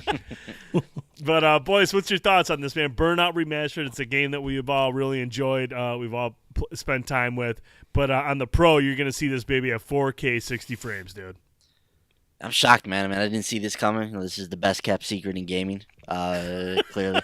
Obviously, we've talked about Burnout Paradise Remastered. So we now have a date, the 16th, officially coming to the West, trailers, all that stuff. Yeah, really excited though about the 4K 60, man. That's gonna be really cool. Obviously, Burnout's a fast game. It plays really fast. It's an exciting game. So to see that in 4K 60, like remastered on the Pro and on the X, is hopefully gonna be really cool, man. So I'm looking forward to that. Burnout Paradise was, like we talked about before, it was a game I thought was really cool. Last generation, it was an early generation title. So I'm curious to see how they enhance it for current generation consoles. Also curious to see like how the gameplay holds up. Obviously, there's been 10 years since this game was released. So curious if it's gonna be just as fun now as it was back then. Also wonder too, like why are they doing this? Like why is EA just suddenly remastering Burnout Paradise? Like is this a test bed for the Burnout franchise? Is this like putting feelers out there to see if people still care about this franchise and if it's something that they might want to revisit with a brand new Burnout in the future? Because to me, I don't know why else you make this game, because it's old at this point, and I just like what's the point here? What are they trying to do? I guess my question would be: is how did Need for Speed Payback deliver, or did it kind of falter in terms of sales? I think it sold okay. It's on the NPD this month again. So it came out in November, so it's been on the NPD for a few months. So it seems like it's selling okay. I know the developers came out recently and said that they're happy with the player base and where the game's at, and as they continue to update it. So take that for what it's worth. But it seems like it's selling okay. I was wondering maybe that's why they were kind of testing the Burnout name to see how well that does. Could be, yeah. Because Burnout is obviously a different type of game than Need for Speed. Burnout is more about chaos and such. But I'm excited for this. Bender, how about you, man? How you feeling about Burnout Paradise Remastered? I'm excited to play a Burnout game again. I hope this leads to a remaster collection for Burnout 1, 2, and 3. That would be the best, because I think I like those a little bit better than this one. But I'll take what I can get, and maybe it'll even lead to a new Burnout sometime down the line. That'd be awesome. So yeah, it's never a bad thing to replay an old game, especially if they give it a new coat of paint. Dude, if I can get Burnout 3 Takedown remastered, oh my lord, that was the crash mode in that game was epic. Just epic. I loved crash mode, but yeah, I would love to see that. But yeah, no, it's strange that they're doing this. Like you said, boys, it's really weird, but I got to believe it's just to test out to see how well the Burnout name does. And I think this is going to sell actually pretty well. I know there's a lot of people that love Burnout. Burnout Paradise was a big success back in the day. And seeing this game at 4K 60 frames on both the Pro and the X is going to make it even sweeter. So I'll pick this up, and hopefully I can run you into a wall. I know you said it's going to be a big success. What's your thoughts on the price of this game? This game is, I believe it's pegged at $39.99, which is probably a little bit more than I think people were anticipating for this game, which, like we said, is 10 years old at this point. Is we don't know what kind of remaster it's getting. It doesn't sound like this is being like rebuilt from the ground up. It's not like one of those kind of things. We know we're gonna get the 4K assets, but I don't know if this is just. I don't know how all the technology that goes into this, if they're just raising the resolution or how exactly all this kind of stuff works. But what do you think about that $40 price tag? Is that gonna go over well with people? Oh, I'm sure it's never going to go over well. I mean, it's going to go over well enough for people to buy it. I think the diehards will probably, even like the most diehard, some of them will probably pause. But I think if anybody really wants a Burnout Paradise game, if they want Burnout, they're going to buy it. But I mean, there might be other people who are on the fence looking for some reason. They're probably like, oh man, this is an old game. $40 is a lot. But I know for myself, it is higher than I would like it to be. But I mean, it's Burnout, dude. I'll probably shell out for it. Yeah, that price, like that $40 price in the midst of a busy March. We've got a lot of games coming out next month, so even $10 less at $29.99, like that becomes a more digestible purchase. That becomes a more impulse ready purchase. But when you get over that $30 threshold and you get up to $40, like that impulse goes way down. So there's a lot more people that I think are going to be hesitant to purchase it at that price. That's a good point. Yeah, that's a good point. Little bit disappointing that it's coming out at $40. And guys, relax. The game does not have microtransactions. Sorry, I went up that I accidentally said that there will be microtransactions. EA has said no, there are no microtransactions in Burnout Paradise. I'm gonna go ahead and say not yet. Ooh. You sly dog, you. I can see EA saying, how can we shoehorn these in? But no, as of right now, at launch, and there's no sign indicating otherwise, there will not be microtransactions in Burnout Paradise, which I don't think there really needs to be any. I mean, I think it'd be kind of silly to kind of shoehorn those in there because you're basically getting the complete game.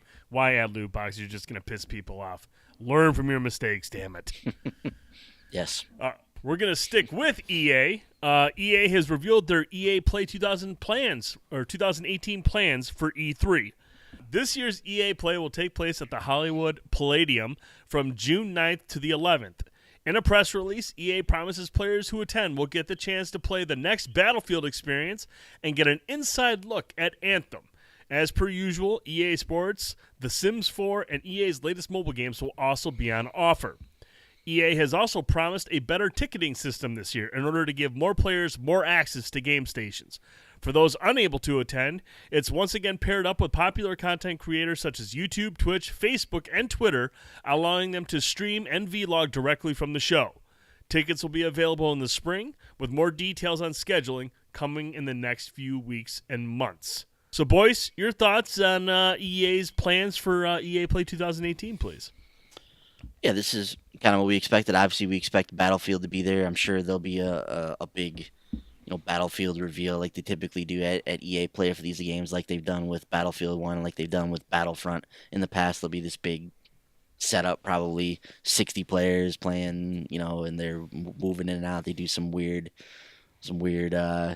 broadcast where they're got some YouTuber or something on there talking about the game. So I'm sure they'll do something like that to unveil the next Battlefield. Mm-hmm. What's interesting to me, though, about this statement is when they mention getting inside look at Anthem. So they specifically say players who attend will get the chance to play the next Battlefield experience, but they say you'll get an inside look at Anthem. So does this mean that we still won't see a playable version of Anthem at E3 or at EA Play this year? Is this still going to be like a hands-off experience for not only the the people who go to EA Play, but for the press and those people that go to see the game as well? Is this game not going to be in playable form? It's just curious the wording they use there. That is interesting. Inside look, because if you were to see something about something hands-on, you would see something like them say, you'll get a chance to go hands-on with Anthem. Yeah. Or like an exclusive experience to play Anthem or something along those lines. This just says an inside look, and that tells me you might not be able to play it. Maybe you'll get a gameplay trailer, or maybe you'll get like a gameplay segment. where you actually watch somebody else play it. But I don't know if that means, I don't know if we'll see hands-on stuff, which will be strange because the game is supposed to come out in Q1. Yeah, it's supposed to be out by March of 2019, and isn't that kind of the same thing we saw with Mass Effect Andromeda? Like, we saw the game was hands off for a very long time. We didn't see people playing this game. Yeah, we just saw, we saw demos here and there, and we see how that game turned out and how that game was received. So, is Anthem going to be ready for prime time when that Q1 2019 release date comes up, man? I don't know. I'm gonna go to Bender because I seen a little smirk there when you were talking about it. What's your thoughts, man? Where you at on Anthem, dude? I don't know. I don't know if it's gonna be ready by end of the quarter, March 2019 or whatever. But I don't want them to rush it out either. So I just don't know, man. Like the concern for me is, this is your last E3 before this game comes out. So hopefully, hopefully this is the last E3 before this game comes out, and you're gonna have this EA Play event. This is where you have all your biggest EA fans, and if you're having these fans are just for an inside look, that's concerning because you want people talking about your game. You want these people to come to this event, play this game, be like, holy crap, Anthem is amazing. Can't wait for Q1. But if you just have an inside look, again, like Ben mentions, the whole thing with Mass Effect, tight-lipped, not a whole lot to show, and just little bits here and there, a story trailer and this and that. To me that is concerning. Normally I would say, okay, maybe it's just something going on, but because of it's BioWare and because of what happened to Mass Effect Andromeda, I think everyone has every right to pause for concern and be a little worried about, is this just an inside look or is this going to be more than that? I really think it has to be more than that, considering all the rumors that were swirling about Anthem and all the talk that was going on, those games in trouble. I think Anthem needs to have a big presence at EA Play other than just an inside look. Yeah, that's very concerning, man. Especially after we know some of the development history with that game now. We know some of the inside stuff that's been going on with that game, and some of the concerns that not only EA has, but the people developing the game have with Anthem. So if that game is not in some type of playable form at EA Play or E3, which is 9 months before the game releases, that's it's not a good sign, man. No, this is concerning, but I really hope that this game is going to be in top shape when it comes out. I really hope it has a bigger presence at E3. This is talking about EA Play. There's still opportunities at the Microsoft press conference to show a big reveal. There's other opportunities, but you would think with EA Play, they're going to want to make that the premier experience for Anthem because that's for the EA fans. I understand the importance of the Microsoft stage and the Sony stage. Those are popular shows, and maybe there's a marketing deal in there with Anthem for Xbox. Maybe there is something bigger planned for that stage. But for an EA Play, and for that to just be an inside look at Anthem, I feel like that they're doing it wrong. I feel like that should be the big reveal, and then maybe something smaller at the Microsoft show, if that is in fact the case, what they're going to do. But yeah, man, I don't like the idea of just an inside look at Anthem. That doesn't scream hands-on to me. Yeah. Hopefully what you're saying is right. Hopefully this is just at EA Play. They're gonna have a snippet as a part of their press conference, but the real meaty experience is gonna be with Microsoft on the E3 show floor. Hopefully that is the case. But I feel like they gotta show us something here, man, at E3 or at EA Play at this event as a whole. So keep an eye on that. Up next, January NPD. We got some numbers here, boys. Switch is the #1 selling console hardware. They had another very strong month, but this is from Matt Piscatella from the NPD group. PlayStation 4, Switch, and Xbox One all performed well in the month of January. In dollar sales, the gap between the top selling systems and the third best selling was only 3%. So aside from the Switch, Nintendo also saw a resurgence of interest in the 3DS. The handheld console sold the most in January since the same time period in 2013. And then the accessories category had a record January, generating $301 million for accessories. Consumers were mainly interested in headsets, and Turtle Beach was the best seller of the month. But the Nintendo Switch was the top-selling console. The PlayStation 4 generated the most revenue, and then obviously the Xbox One rounded out the top three. But all of them very, very close in terms of dollar sales. You know, the gap between the top-selling, the Switch, and the third best-selling was only 3%. So basically, what that says is all these systems are doing very well. They're all selling very well. Boys, any thoughts on the NPD in terms of hardware?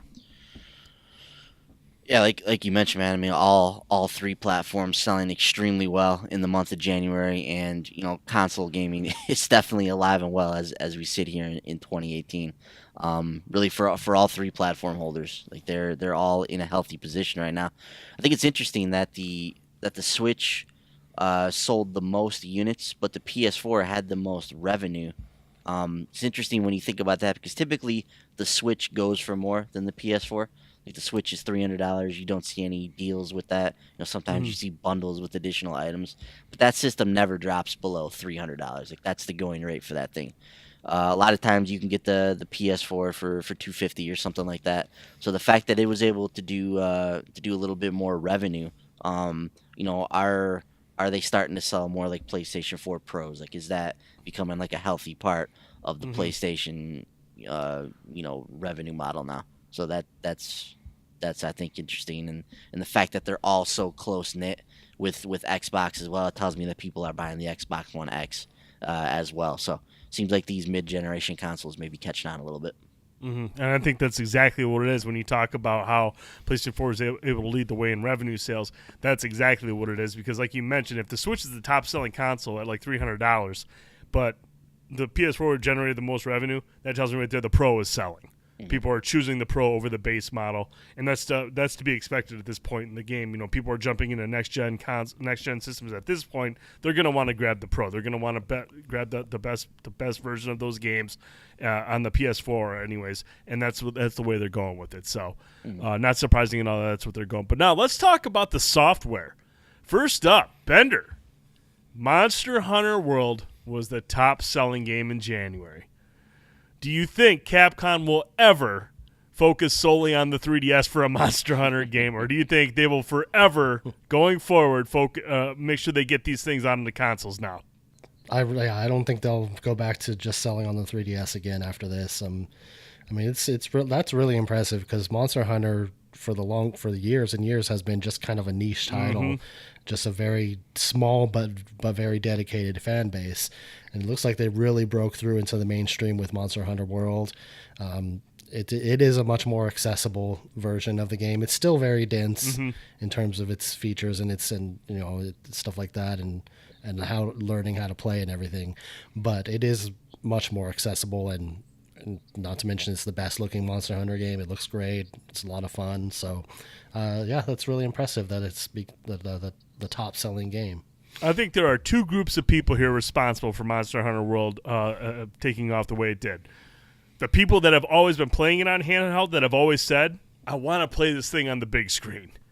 And then you've got all the people who never went to the 3DS, who never picked up handheld gaming. They were like, I don't want to do handheld games. I just want to do consoles. Now they're finally like, oh, dude, I have to finally see what this game is all about. This is a proper game on console. So, there was a lot of interest in Monster Hunter, both from the people that have been playing it on handheld and for the people who never even played it, never had any interest in playing it in handheld.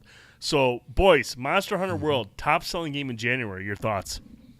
This is what Capcom has wanted for a long time for this franchise. Like, they've been waiting for Monster Hunter to make it big in the console scene. And the Monster Hunters they've tried in the past on like the Wii or on the PlayStation 2 or that kind of stuff, like they've never been able to capture that Western audience that they've always tried to get. Like this franchise has always been enormous in Japan. It's a huge seller. That's this is what drove the PSP in Japan for all those years. It's been a huge boon for Nintendo handhelds in Japan having this franchise on there.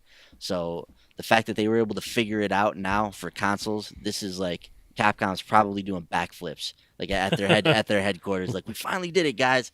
We finally broke through. We finally broke through the mainstream with the Monster Hunter game. And it's kind of been the perfect storm for Monster Hunter. It came out at a great time. It released in that it was like the first big release or one of the first big releases of 2018. So it came out in a good window after after a busy holiday season, we had a break from games there for a few weeks. Then they started to come out, and Monster Hunter kind of led the charge for that. There's a lot of positive buzz about this game. There's a lot of people talking about it. The press were very high on it prior to launch. So there was a tremendous amount of buzz. And one of the things that people were talking about prior to this game releasing was that this was going to be a more accessible experience. And that's something that people have wanted with Monster Hunter for a long time. Like you mentioned, Bender, this has always been a very dense franchise. So when it comes over to console, when it comes over to the Xbox One and PS4 and tries to break through to that mainstream crowd, when people hear that buzzword, when they hear that it's more accessible, like people start to get even more excited for it. So all of those factors kind of all converged with the release date of Monster Hunter World, and it's just been like a huge boon for Capcom. I mean, they sold, I think they're over 6 million copies shipped now in just a couple weeks. So it's been a huge success story. I'm happy for those guys, and obviously everybody seems to be loving it. Yeah, you can bet that going forward, every Monster Hunter game coming out will be on consoles. They'll never, ever skip that again. Yeah. Let's go through the rest of the list. Number 2, Dragon Ball Fighters, boys. Yep, another game that just had a huge showing. This one moved like 2 million units or something. It's the highest selling Dragon Ball, or the fastest selling Dragon Ball game of all time. Obviously, this game's been very well received in the fighting community. It's got a spot in the Evo lineup as well. A lot of just a lot of palpable buzz and excitement about Dragon Ball Fighters. We're starting to see some of the DLC fighters being released and talked about now. So, so pretty surprised still that it made it up this high. Yeah, it's a fighting game. Yeah, and it hit number 2, so big hit there. At number 3, Call of Duty World War II, still going strong. Number 4, PlayerUnknown's Battlegrounds. This does not include PC digital sales, so this is all Xbox One. Just Xbox. It's interesting too, Brent, because if you remember last month, it was at 7. Yep. So it's starting to catch on. Which is the release month for the game. Yeah. So it actually moved up this month. Yep, it's starting to catch on. People are starting to jump into it, and that's because of the patches they constantly keep pushing out. They're doing a very good job of keeping that game up to date, or updating it and making it better optimized for the console. So good on them for doing that. Number 5, Grand Theft Auto 5. It's not going anywhere, folks. Grand Theft Auto 5, number 5 for January. Number 6, NBA 2K18, followed by Super Mario Odyssey, The Legend of Zelda Breath of the Wild, Mario Kart 8, and Madden NFL 18. Rounds out the top 10. After that, we've got Star Wars Battlefront 2 at number 11, Assassin's Creed Origins at 12, followed by UFC 3, Tom Clancy's Rainbow Six Siege, FIFA 18, Dragon Ball Xenoverse, The Sims 4, Splatoon 2, Dissidia Final Fantasy NT, and then, as you mentioned earlier, Need for Speed Payback rounds out the top 20. Now, I'm going to mention the most glaring thing on this list because I was really surprised once I noticed it, but Destiny 2 is not even in the top 20, you guys. Mm-hmm. And for comparison's sake, January 2015 NPD, Destiny 2 was number 9. That was shortly after launch. Now in 2018, Destiny 2 is not even in the top 20, dude. And it's not even in the top 10 on Xbox One or PS4. Mm-hmm. Destiny 2 has completely dropped off, dude. I don't remember. What was it on the NPD last month? I'm not sure if it was or not. I can't remember. But this is the first month I've noticed that it's not on there. It's possible it wasn't on there last month, but if it wasn't, that's still shocking. That's even worse if it wasn't on there last month. Yeah. So here we are, 5 months after release, and this thing's not even in the top 20, boys. I want to get your thoughts on that. Yeah, Destiny 2 was 12 last month. 12 on the NPD. It just speaks to kind of what we were talking about on last week's show, man. It's just there's just a particular narrative about Destiny 2 right now, and whether you play the game or not, a lot of people are buying into that narrative. There's a lot of negativity, and Bungie's kind of doing what they can to tackle that and kind of get the game back on track. They've done a lot of smart things over the past few weeks and months. They've got a lot of smart things planned leading up to the leading up for the future here, and I think they're gonna have an opportunity coming up probably in May with the release of their next DLC pack. They're gonna be able to build some buzz. They're gonna be able to build some anticipation around not only what they've changed with the game, but with what they have coming up. And if they can deliver some of the things that have been rumored about this DLC, like if they can deliver a new alien race, if they can deliver like a meaty campaign that gets people excited about the game again, about the story, if they can deliver us a new pool of loot that's exciting and retweak the exotics and all that kind of stuff. Like if they can do that kind of stuff, I think there will be some more excitement about the game. I think people will come back to the game. People will buy the game anew. I'm sure there'll be some type of deluxe edition of the game that comes with the first 2 DLCs and all that kind of stuff that they'll be able to push the game back out. So I think it's just kind of it is what it is right now. We're in a lull with Destiny 2. It's going to be a while before we see a brand new piece of content. What they've got to do in the interim, though, like they've got to hang on to the hardcore, or they've got to pull the hardcore back into the game and have them evangelize the game once again. So they've got to continue to make these updates, continue to make these improvements, so that by the time they do get this new release in May, like these people are excited about the game again, the hardcore Destiny, and they can start pulling their friends back in with this new DLC pack. Better anything on this list stand out to you other than Destiny 2? And did you have any thoughts on the Destiny 2 not even cracking the top 20? It's definitely unusual, but we know the trouble that Destiny 2 has been having lately, and people seem to have had a bitter taste in their mouth due to some of the choices they've made. So I'm sure they'll get them back eventually, and everything like Boyce was saying. I was noticing the number 16 Dragon Ball Xenoverse is that like the first Xenoverse? Haven't they come out with a Xenoverse 2 since then? Yeah. I'm wondering if that's received a boon based on the popularity of Dragon Ball Fighters. Maybe people have played Fighters and then gone back and bought Xenoverse. I don't know. That seemed kind of unusual. Yeah, it's strange because the one that came out on the Switch was Xenoverse 2. They didn't release the first Xenoverse on Switch, right? They just did Xenoverse 2, I think. I think so. Yeah. So that there wouldn't be a boost from the Switch there either. So it's very strange. I know Xenoverse has been on sale on PSN. I wonder if it's been on sale on Xbox Live as well. But that game's been on sale on PSN quite a bit for like $10. So there's probably a lot of impulse purchases around that. Probably based off of, like you said, some of the hype around fighters. People see this other Dragon Ball game that's $10. They're like, what the hell? I'm excited for Dragon Ball right now. I'll go ahead and buy this thing for $10, see what it's all about. So I think there probably is some of that going on. Cool. Any other standouts to you boys on this list? No, I think we touched on most of them. Rainbow Six Siege still being on there at number 14. Nice to see Dissidia crank the top 20. That's a very niche fighting game. So fighting games in a very good position right now. Like we saw Injustice 2 at the top of the charts. We saw it being one of the best-selling games for 2017. We've seen the reemergence of Street Fighter. So these Tekken 7 top in the charts. So these fighting games are coming out and they're shooting up to the top of the charts. So I think fighting games are alive and well right now. So that's good to see. And Battlefront still on here as well at number 11. The trio of Switch games in there, Odyssey, Breath of the Wild, Mario Kart 8, those are still holding strong. Those are going to be evergreen titles for that system. They'll probably be right around those numbers for the foreseeable future here. So it's kind of what stood out to me. Monster Hunter World was the top-selling game on both PlayStation 4 and Xbox One. That was number 1 there. Dragon Ball Fighter Z was number 2 on the PlayStation 4. PlayerUnknown's Battlegrounds outdid Call of Duty on Xbox One, so going very, very strong there for PlayerUnknown Battleground. And then basically the usual suspects the rest of the way through. Dissidia Final Fantasy number 7 on PlayStation 4. That's one of the standouts compared to the other list. But interesting. Everything else is kind of what you would expect. On the Switch, Mario Odyssey, Mario Kart, Legend of Zelda, Splatoon rank out are the top 4. We see Doom 6 or both Elder Scroll games are in the top 10 on the Switch, or both Bethesda games are in the top 10 on the Switch. You got Scrolls at number 6 and Doom at number 10. So Bethesda games are doing well on the Switch. But Monster Hunter pretty much ran away with it this month though. So that's your go ahead. So the other thing too I wanted to mention too, Brent, is we touched on it when talking about the Switch there, but how about that nugget about the 3DS, like having the best January it's had since 2013?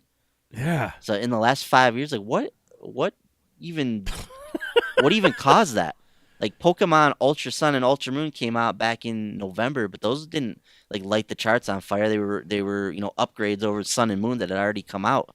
So what just drove this sudden burst in 3DS purchasing in January? Is it just simply excitement about the Switch, and people just want more Nintendo games? Is it the fact that you can get a virtual console on the 3DS and people are like, hey, let's go play some virtual console games on there? Like, what is causing that? Dude, I have no idea. Benner, do you have any idea, as a Nintendo fan, what would drive people to go out and pick up a 3DS right now? I'm not sure. I mean, I do notice that Pokemon Ultra Sun and Ultra Moon are number 1 and 2 on the list for 3DS for the month. So, I mean, maybe that was more of a sales drive than we would think, but I'm not sure. It is very unusual. Man, if Pokemon is spawning the 3DS to have its best month ever since January 2013, then when Pokemon comes out for the Switch, it's all over.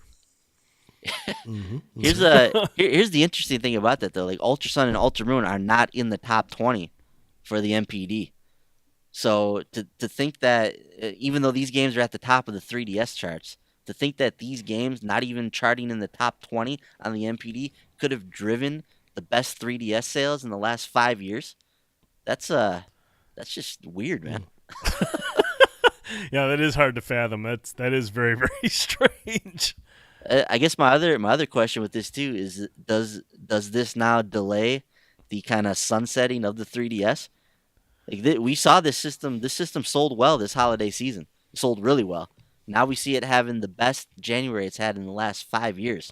Does Nintendo start to see these numbers and they start to rethink with maybe we should put some more development efforts into the 3DS and keep this thing going for maybe another year or two because it's chugging along? I would wait to see what it does in February. If it has the best February since 2013, then they might start to rethink things a little bit. But I think the focus should be on the Switch, and I think Nintendo knows that. Maybe they had a sale on like the new 2DS or whatever. I don't know. Maybe, I don't know. That's really strange. Because that would probably be counted among the 3DS sales. Yeah, the sales include everything in that family. So it's like whatever, whatever. I know there's 40 different versions of the 3DS and 2DS, so maybe that's part of it. So many different options. Well, there's your NPD numbers. Boys, let's talk about Destiny 2. We actually had some updates to the development of the roadmap for Destiny 2. We had some last-second changes of what's coming out this week. What things got bumped up to next month, boys? So we talked about with the development roadmap when we brought this up a few weeks ago that there were certain things in yellow that these things were kind of like stretch goals. They were things they were going to try to get to in these updates, but if not, they were going to move them to future updates and they were going to kind of keep us updated and all that kind of stuff. So some of that stuff has happened. So this is where we currently sit. So with this Tuesday, Brent, this is the big strike update, the one we've been talking about, the Nightfall strike. So with this update on Tuesday, we're going to see Nightfall scoring and high score tracking. We're going to see that as the Nightfalls change over, destination emblem variants, Crucible emblem variants, Nightfall emblem variants, fire team members on the destination map. That's coming with this update, so we'll be able to see each other. So get hype. The PC public text chat option is available with this update. Yes. The companion mod shader interactions is available with this update, and then the Prestige Nightfall challenge cards are actually a part of this update now too. And these ones, I think they were moved from a further update. So this update was moved up, and some other things were moved out. So the other things that have changed: the exotic repetition reduction, Nightfall strike unique rewards, and companion vendor viewing have now moved into the next update, which is March 27th. And exotic weapon armor sandbox changes have now been slotted for that first update in Season 3 or when the new DLC comes out. So, they've done this. They said, and I'll just read here from the Bungie post. With today's update, we've moved a few items out to later releases. This is because we are trying to ensure each feature we add hits a sufficiently high quality bar. So while we really wanted to get Nightfall Strike unique weapons into your hands next week to coincide with Nightfall scoring, it's more important that each of these rewards live up to the difficulty it will take to earn them. They have to be super cool, so we're giving the artists extra time to make sure they are super cool. Mod system improvements are also still planned, but will not be available when 1.2.0 is released. We'll give more details on when to expect these changes at a future date. So that's the other thing with this development update roadmap here. The mod update is completely off of this roadmap now. So that's been moved to something after the Season 3 update in May. So those are now a future update, probably sometime in the fall, with these mod system improvements, which a lot of us are waiting for. We also have a big addition we're eager to share. So this is a good one. Rumble will be joining 6v6 Iron Banner and Mayhem in our new weekly rotating Crucible playlist in 1.1.4. So that's the update that's coming out in March. We want to make sure players have a more diverse set of game modes available in both Crucible and private matches. Doubles is also planned to return, but we do not have an exact release date just yet. Keep an eye out for next week's This Week at Bungie, where we'll go into more depth with our future Crucible plans. So, what do you think about all that, Brent? It all sounds good. I mean, like I said, we're getting the stuff that we really want, that we're really curious about. We're getting the Nightfall strike scoring. We're getting the emblems. We're getting the challenge cards. Those are all things that we're really interested in. It is kind of a bummer that the exotic thing is getting moved out, the duplicates, because I'm getting sick and tired of getting the same gauntlets over and over and over again. But that's just something that we'll have to deal with for now. But just baby steps, man. Just get these things. If it takes a while for them to get it right, if they have to push stuff out to get it right, damn it, get it right. You know what? People aren't going to stop bitching now. And if you push something out that's not working right, they're going to bitch about that. So just focus on getting the stuff out that works, tweak the stuff that needs tweaking, and then have that come out the next update.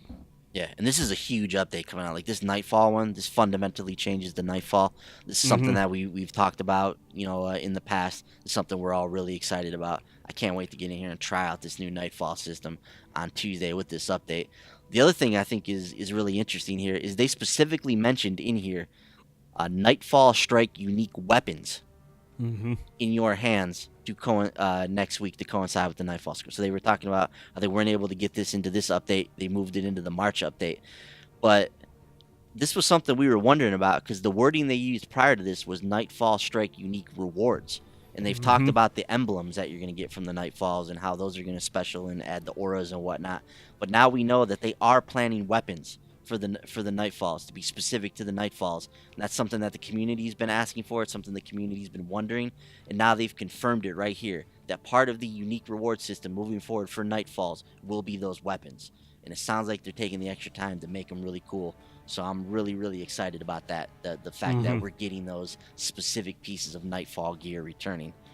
Bender, what do you think about that, man? Are you excited to hear them officially confirm Nightfall Strike unique weapons?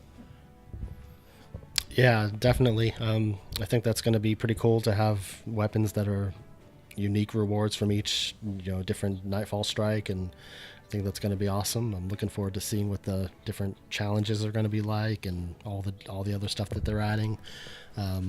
Yeah, sounds like they're adding a lot of stuff that hardcore players have been asking for. So yeah, that's really exciting. I'm looking forward to all of that stuff. Yeah. Yeah, and they've got some other stuff in the Bungie update about how like the emblems and stuff will work. So if you are curious about learning more about that, definitely go check out the Bungie weekly update to get some more info on that. But I'm really excited about Nightfalls, man, and I'm going out of town on Wednesday, so I'm thinking that after the Tuesday night Indie Spotlight, we should probably test out the new Nightfall system. Yes, we'll do back-to-back streams. Not saying, I'm just saying. You can sign me up for that, buddy. Nice. Yeah, so I'm excited, man. I'm excited about the roadmap for Destiny 2. Like I said, there's some smart things being implemented, and it's gonna be a process now for Bungie to kind of put their arms around their community and bring them back into the fold. Their hardcore Destiny players, get them excited about Destiny 2 again. And they're making some good strides here. There's some strides they need to make in the future, but they really got to get things back on track for this next DLC, and then leading into what I assume is going to be a huge update in the fall, something akin to the Taken King. Like they've got to build up to that, and I think that's where they've got the next 9 months to kind of rebuild Destiny 2 and get everybody excited about it again when they drop that huge update in the fall. I think that huge update in the fall is going to be not only huge for fans, but huge for Bungie, because looming will be, at that point, Anthem, hopefully. And Anthem is going to provide competition for Destiny 2. And if Destiny 2 isn't able to get its act together and deliver a big update in the fall, they run the risk of losing hardcore Destiny 2 fans forever if Anthem delivers on the goods. Yeah. So that fall update, that the expansion that we all are anticipating is coming, is going to be critical for Bungie. Yeah.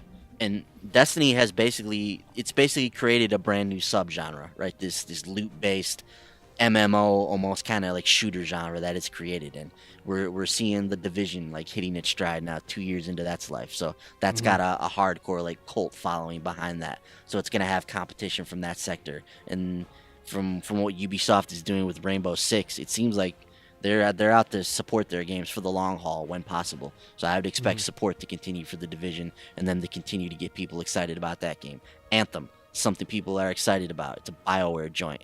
It's got that kind of, it's got the Destiny subgenre in its DNA. So like you said, that's going to be competition for Destiny 2.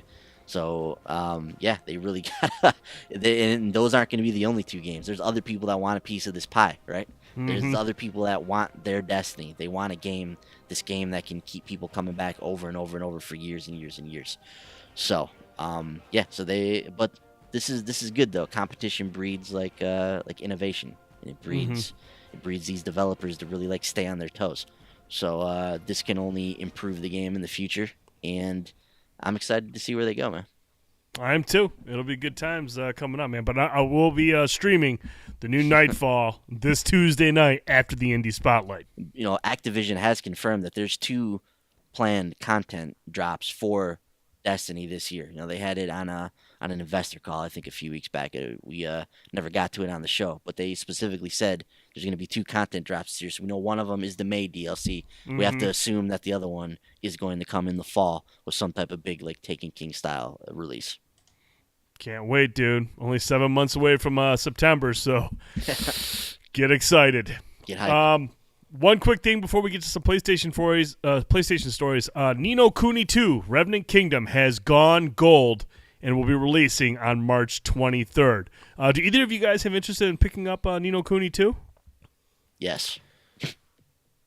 I'm interested in it. I'd never played the first one though, so I'd really like to go back and play the first one at some point. But I've heard that it was an awesome game, so it seems like something I would have gotten into. I don't know why I never played it, but yeah, I'm interested in the second one. I'm interested as well, but like you, Bender, I have not played the first one, and I don't know how much of the first one I need to play to enjoy the second one even more, or if this is just kind of a different story. But boys, can you fill me in here, man? What about, is this a direct sequel? Like, am I going to be missing out a lot if I haven't played the first one? I haven't played the first one either, and I actually don't believe this is a direct sequel. I could be mistaken on this, but I don't believe you have to have played the first one to be able to play this one, and. This game looks awesome. I mean, what a sweet looking game. It's like 60 frames. It looks like a studio Ghibli movie. It looks great, man. It looks really, really good. And they kind of unveiled this kingdom mode this week, which is like a whole nother like city building like strategy part of this game that looks really in depth too. So yeah, this looks like a beefy game, and the combat system looks awesome. Like they've gone through a full like real time action system in this game. Game looks just really, really good. Yeah, it's a beautiful looking game, and that's something I'm definitely interested in. But man, like you mentioned, March is just filling up, dude. I mean, there's a lot now that we think about it. Of course, Far Cry's in there as well. Yep. You basically have Ni no Kuni 2 sandwiched between Sea of Thieves and Far Cry 5. So you've got 2 games. Those games are going to eat up a lot of time. Sea of Thieves is going to eat up a lot of time. Far Cry 5 is going to eat up a lot of time. And now you have this Ni no Kuni 2 wedged between them. So you're going to want to pick carefully, because all 3 of those games are going to take a lot of time to get through. Yeah. Man. Yeah, I mean, we talked about what other games did we talk about on the show? We talked about Burnout Paradise on the 16th. We talked about Bravo Team and Golem early in the month on VR. And there's a bunch of other stuff that, of course, we'll be talking about in the new releases throughout the month. But March, once again, the end of the fiscal year, always super busy for these companies as they try to get these games out. This March going to be no exception. I'm not ready, boys. I'm not ready. We never are. You never really can be. Ever. Yeah. All right, boys. As I alluded, PlayStation stories. What's going on in the world of PlayStation, buddy? Interesting story out of DICE. Naughty Dog says they're open to making something other than a third-person game. So we're totally open. The future, the next game that we do might not be third person, said Neil Druckmann during a panel at DICE. When Naughty Dog was working on The Last of Us, Druckmann said the studio brainstormed whether the game should be first or third person. While the team ultimately settled on a third person perspective with a tight camera, Druckmann said that they've kicked around the idea of making a Naughty Dog first person game and even joked how they might approach making Half-Life 3. What do you think about that, Brent? Would you want to see Naughty Dog make a first person game? I just want to see Naughty Dog make something. I don't care what it is.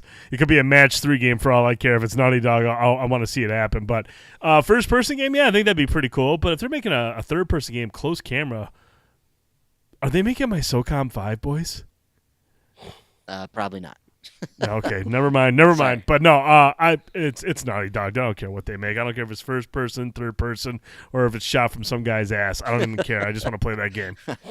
Yeah, I agree with you, man. Whatever Naughty Dog makes, whatever perspective they want to do, I'm on board.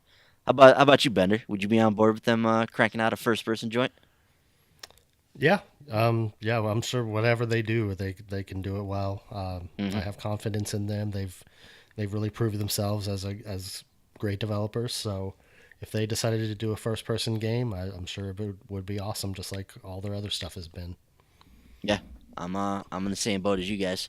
Some other interesting comments from Druckmann too. He talked a little bit about the inspiration behind The Last of Us and The Last of Us 2. So during a panel at DICE Summit 2018, Druckmann discussed one of the inspirations for The Last of Us Part 2 and also shared some interesting information about the development of Uncharted 4. So, quote, there's a show on Netflix called The End of the Effing World, which is so well written and acted and quirky and has been totally inspiring for some of the stuff we're doing in The Last of Us 2, more on the dialogue stuff. So specifically in terms of dialogue, they're taking inspiration from the show, end quote. Druckmann also noted that the studio drew a lot of inspiration from Children of Men when making the first game. If you guys ever saw that movie, that's a really good flick. As they sought to tell an intimate story in genre that isn't just about some massive alien invasion. This is interesting here, but Druckmann also touched on how his idea for The Last of Us originated when creating a zombie game pitch for George Romero while he was in grad school, something he's discussed in the past. So the idea, quote, took Eco and combined it with characters from SimCity, end quote, and put players in the shoes of a cop with a heart condition who's protecting a girl. When he has heart trouble, the player's control would shift to the girl who would then need to protect the cop. While Romero passed on the pitch, the idea stuck with Druckmann and inspired the creation of The Last of Us. Druckmann also offered some insight into the development of Uncharted 4 and how the Crash Bandicoot sequence came to ultimately be included in the game. Since he joined as director partway through production, there were assets already there that he was trying to figure out how to use. There was a dance sequence they considered using in the home scene between Nate and Elena, but they couldn't figure out how to make it work. So instead they brainstormed and tried to think of something else they could do and thought having the two play Crash together would be a good idea. Druckmann said it started as a joke, as the studio no longer owned the rights to Crash, but when it looked like Sony might actually regain the rights, Naughty Dog started building it into the game prior to the final approval. Then when they got the official go-ahead, pretty late into development, they were able to add it in. So that's kind of the story there behind that. That's a great scene in that game. Chapter 4 in Uncharted 4. There's no action in that chapter, but it's a really, really well done chapter in that game. But what do you think about all that, Bender? What do you think about that stuff behind Uncharted 4? And how about the inspiration for The Last of Us? Basically, just I don't know if he just scratched it on his pad when he was in grad school or something, but this kind of crazy idea that stuck with him and eventually became this game. Yeah, that's really interesting. I like hearing stories about how ideas like are born and how they germinate over time. Mm-hmm. I was listening to a podcast about The Simpsons, and they talk about how like they would put up like notes on a tack board, and they would just write a word or a phrase for like an idea, and it may stay up there for years before they ever use it for anything. But I just like hearing stories like that. I think that's really cool, and I agree with you about the Uncharted 4 thing. I mean, Chapter 4 was one of my favorite things in that whole game.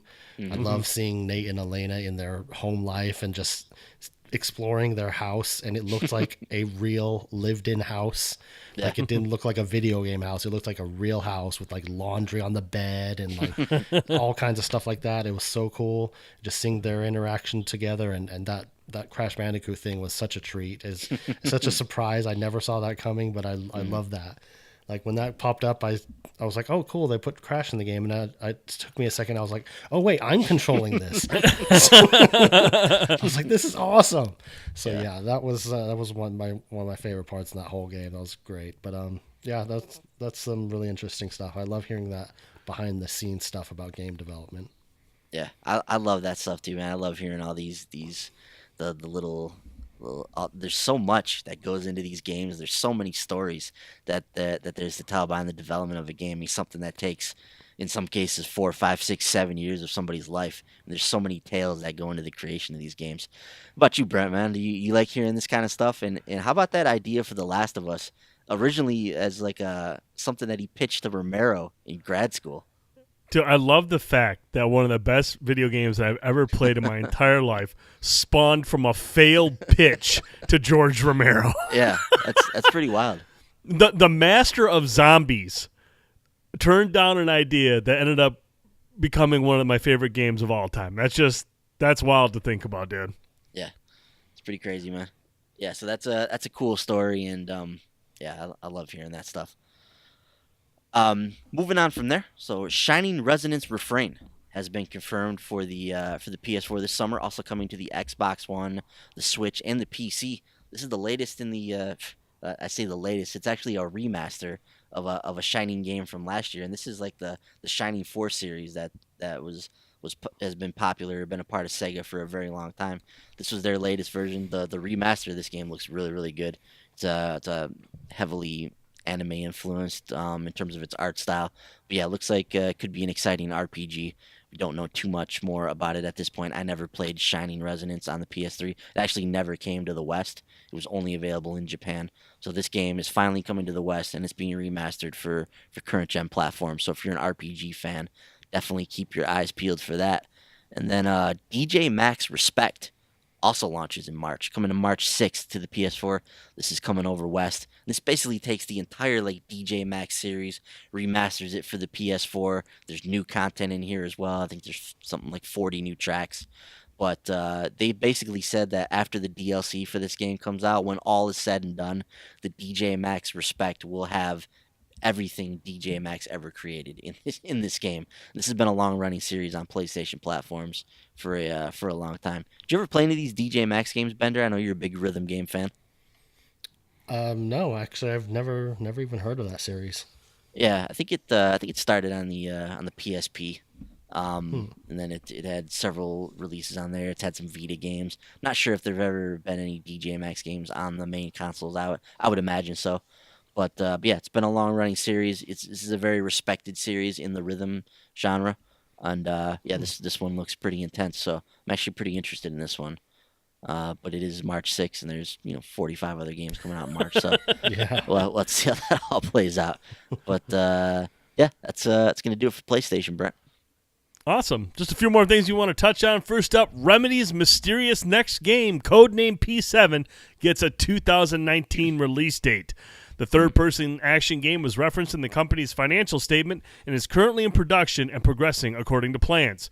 Described as a cinematic third-person action game set in a new Remedy-created universe, P7 will create game mechanics and storytelling techniques that will offer gamers long-lasting game experiences. It will also offer the deepest game mechanics yet in a Remedy game. Another unrevealed game was also referenced, with Remedy hiring staff to work on the project this year. So Remedy doesn't have just one game in the pipeline, but they've got two. One of them has yet to... Another, but obviously this other one is completely unrevealed. We don't know much about P7 other than what we just mentioned there, but we do know that P7 will be out sometime in 2019. Interesting, yeah, because we don't know anything about this game yet, other than the code name. Well, I guess the other thing we know is that it's multi-platform. So the first time Remedy is going to be outside of an Xbox platform, or outside of a Microsoft platform, in a very long time. This is something where I could see, like, this is typically what these publishers and these companies like to do, but I could see Sony like bringing Remedy out on the E3 stage this year and being like, Remedy's new game, you guys haven't been here in a while, but now you're going to be on our system for the first time in a long time. I could see them doing something like debuting this game on the stage at Sony's E3 conference this year. Mm-hmm. Yeah, it'd be similar to what Microsoft did when they brought out Insomniac to announce Sunset Overdrive. Yeah. You know, everyone was like, "Whoa, what's Insomniac doing here?" Yeah, you better. Yeah, I could totally see Sony doing the same thing with Remedy. Hey, you got, first time in a long time. Here's Remedy showing off their new game. So yeah, that's definitely a possibility there. So, yeah. But that's all we really know right now. If it's slated for 2019, do you think maybe we get a hint, or do you think this will be something that'll gestate maybe PlayStation Experience? If they were to go that route to showcase on a Sony platform. Could be, yeah. I guess it depends on when in 2019 they're trying to release. I'm trying to remember how Remedy has done things in the past. I feel like Quantum Break was announced pretty early, and then they kind of went through the paces with that. So, would they try and do one of the, the Bethesda style, here's a trailer, the game's out in a few months? Like, would they wait until closer to the release, or would they stick to their guns and release this, where there's maybe a year and a half before the game actually comes out still, and, put it out at like an E3 conference? I could see them doing either or. Mm-hmm. It'll be interesting. We'll have to keep an eye on that one. Up next, Final Fantasy 15 DLC could continue well into 2019. Benner, don't put Final Fantasy 15 away. There's going to be a lot more stuff coming your way. During an interview with IGN, director Hajime Tabata and game designers Yoki Kuruda and Takeshi Terada explained future plans for Final Fantasy 15. Last year, Tabata talked about new DLC episodes that are in store for 2018, mentioning that the team would create 3 new episodes for the year. However, the plan has now been adjusted, with a 4th episode coming as well. This is what Tabata had to say. After thinking with the team about what kind of content we want to finish this game with, we decided to make it 4 new episodes. Tabata says that he does not want to rush these new episodes and intends to prepare them with even more care. With this in mind, there is a possibility that some of the later episodes might release after 2018. Sticking with the original plan, the first episode will be about fan favorite Arden. Tabata didn't reveal which characters the other 3 episodes will focus on, however, but when asked about whether we might see an episode about Lunafreya, is it Lunafreya? Lunafreya. Mm-hmm. Lunafreya, Tabata reacted saying, well, she does appear on the box art of the Royal Edition.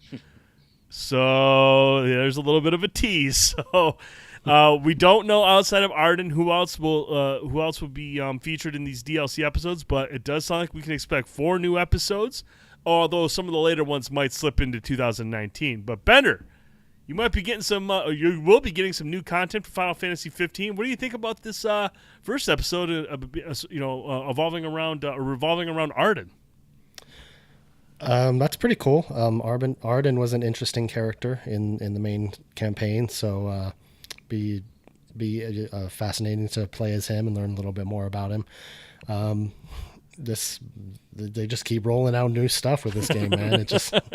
I heard somebody say recently it's Final Fantasy 15 was the game that took forever to come out, and then it was the game that didn't stop coming out. Now, are there typically trophies with these episodes? Do they add new trophies? Do you know? They have been so far, I believe. I know they don't. Well, I think the only one I've played so far is episode Gladiolus, the first one, and they did add new trophies.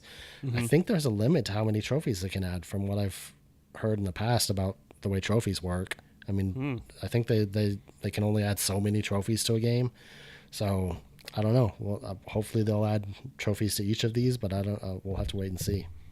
And let me get your thoughts on an episode about Lunafreya. Would you like to see that? Yeah, I like her as well. She was really interesting. Didn't get to know her too well in the game, but she was a cool character. So yeah, I'd be willing to learn more about her too. Awesome, good stuff, boys. Any interest in any of these episodes? Have you even played Final Fantasy 15 yet? Well, Brent, as you know, I've played Final Fantasy 15 incessantly since it came out. I've put hundreds and hundreds of hours into this game. So of course, I can't wait. I can't wait for the DLC episodes to expand further on this game. No, Final Fantasy 15 is a game I would love to play this year. It's actually one of the things that's like on my list of things that I would really like to accomplish at some point. Will that happen? I don't know, but I want it to happen. We'll should say you spend hundreds and hundreds of hours staring at the box. I did. I spent an hour for every $1 I spent on that box, staring at it. So, yeah. But yeah, it looks like I'm looking up the trophies now, and there have been trophies for every single update. It looks like for all the episodes, and even for the Comrades expansion, got updates. And if DC Universe has taught us anything, I believe there's like something like 15 additional trophy lists for that game, like based on all the stuff that they've added over the years. So I think Final Fantasy 15 has some headroom to continue to add some trophies in there for the foreseeable future. So cool. Yeah, sounds like more trophies, man. Get that 100% back up, Bender. I guess so. And all right, so we'll finish up with some Nintendo news. First up, Mega Man Legacy Collection 1 and 2 get a release date for Nintendo Switch, and they'll be out on May 22nd. The Switch version will have an added challenge mode, offering remix stages and the opportunity to compete in an online leaderboard. Other new features for the Switch version include a sound mode, which lets you listen to the game's soundtrack, and a museum mode that offers a collection of rare and insightful development archives. Boys, any interest in the Mega Man Legacy Collection on the Switch with these additional features? Probably not. I mean, I already have this on PS4, so I don't think I would see myself double dipping for this one. But it's worth noting too that if you want to purchase this collection at retail, like you have to buy both of these games together. Like it's Collection 1 and Collection 2 on the retail card. You know, I know for PS4, I think for Xbox One as well, you can buy the game separately at retail. So there's a lot of people that don't like the games that are in Mega Man Legacy Collection 2, you know, or don't like some of them, I should say. Generally, 9 and 10 are pretty well received. 7 and 8 are a little bit more divisive. So there are some people that would probably just want to purchase the Legacy Collection, the first one. So if you want to do that, just make sure you buy it digitally in that case, because you can buy them separately digitally on the platform. Gotcha. Bender, any interest in the Mega Man Collection 1 and 2? Yeah, I actually never picked that up yet, but I would actually be interested in buying both of them together, so I might go for the retail version myself. And Mega Man's one of those franchises that I just never got into, so I mean I played a little bit of it. You monster. I know, right? So I know it's a beloved franchise by many people, so I might be picking this up and just trying those out for the first time.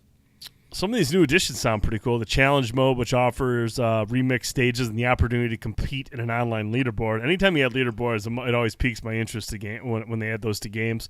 And then I also like the sound mode, which lets you listen to a game soundtrack. I wish all games had something like that. Instead of having to go out and buy the soundtrack, wouldn't that be sweet if a lot of games actually had a sound mode where you could listen to the game soundtrack? Yeah. What I'm a little confused about is it says the Switch version will have, I think it's an additional challenge mode, because the Legacy Collection 1 and 2 already have a challenge mode, and they already have a sound mode in those games where you can listen to the soundtracks for all the games. So I wonder if these are just, I'm pretty sure the Switch version gets an additional like added challenge mode, like in a separate one in addition to the one that's already in the game. So they have like their own challenge mode. And then, I'm not sure how the sound mode differs though from what's already in those games. Well, buy the game on May 22nd, then report back. Sure thing. Last couple bit of Nintendo news. First up, Doom gets motion controls in the Switch update, something I'll never use, ever. You weren't pining for motion controls in Doom? No, and I don't mean like you're using the Joy-Cons like aim stuff. I mean you're lifting up the Switch and aiming like this. No. Nope. Nope. Never. Ever. But for those of you that are looking forward to it, congratulations. It's on its way. Like who? Now who would ever want to do that in Doom?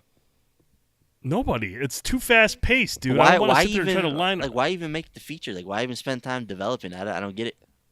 Because you can. There are people who would prefer it. Maybe not many, but they're out there. I just feel like in a game like Doom that is so fast paced. Yeah. I don't know, to finick around with motion control. I mean, I'm sure something like Bender said. There's probably some people that'll just dominate the game with it, but I gotta believe that there are few and far between that would. But so yeah, Doom gets motion controls in the Switch update. This next story, man, you alluded to this when we talked about the games come out this week, but man, it sounds like Payday 2 on the Switch is just the worst version. Not only is this game behind in its updates compared to the PC and PlayStation 4 and Xbox One versions, but look, the idea of playing Payday 2 on the go is a cool idea in theory, but considering this game is terrible to play solo, when I tell you the AI is useless in this game, I mean it is absolutely useless when you play solo. If you have a vault full of bags of gold that weigh you down considerably, and you move super slow with them, it's horrible that your teammates can't pick those bags up. You have to pick them up and walk them to the van. Playing this game solo absolutely sucks. It's that bad. It's Payday 2 is not a game to be played solo.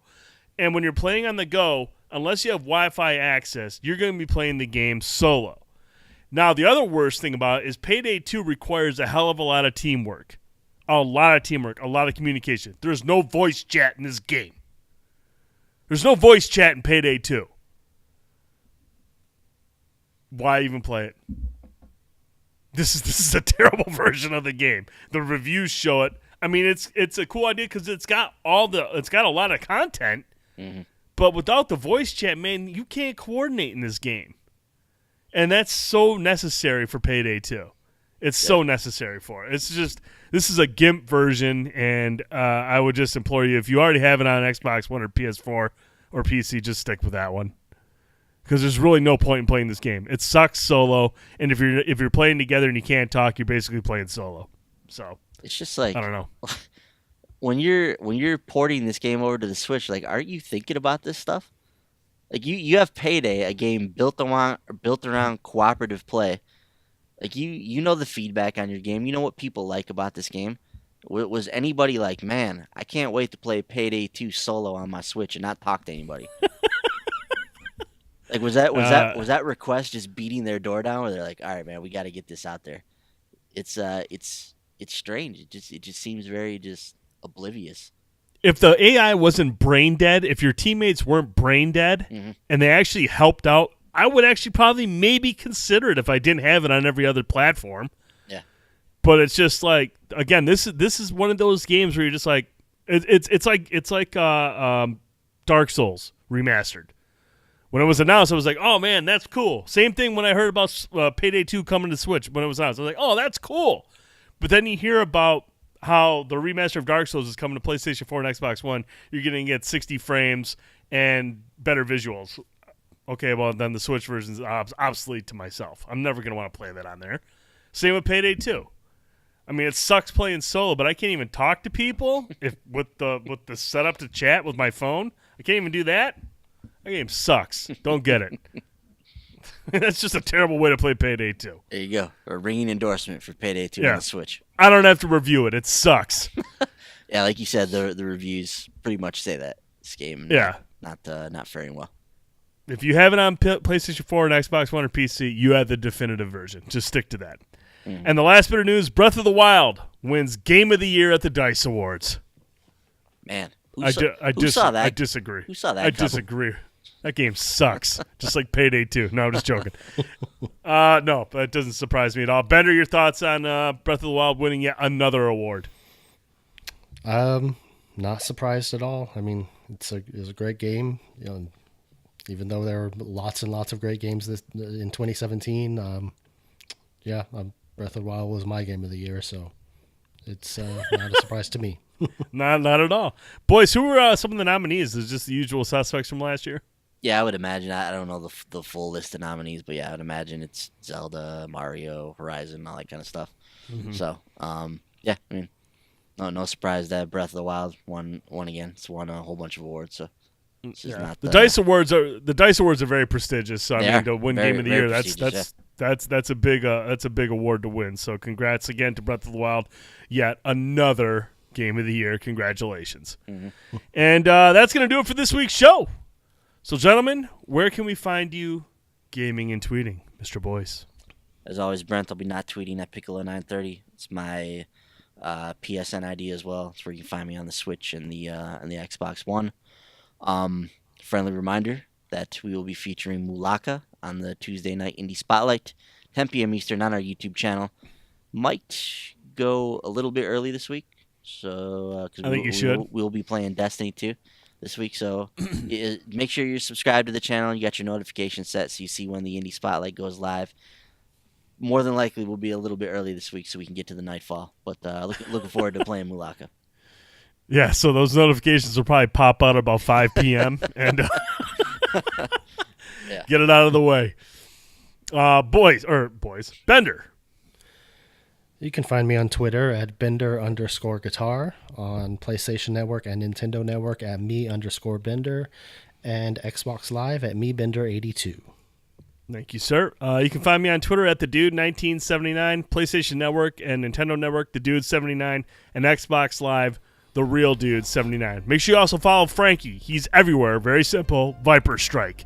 You can follow him everywhere. Pornhub, Nintendo Switch, Xbox One, Viper Strike. That's where you can find him. Make sure you visit the website, www.shortpause.com. Follow us on Twitter at The Short Pause. You can listen to this podcast on iTunes, SoundCloud, Google Play, TuneIn, and Stitcher.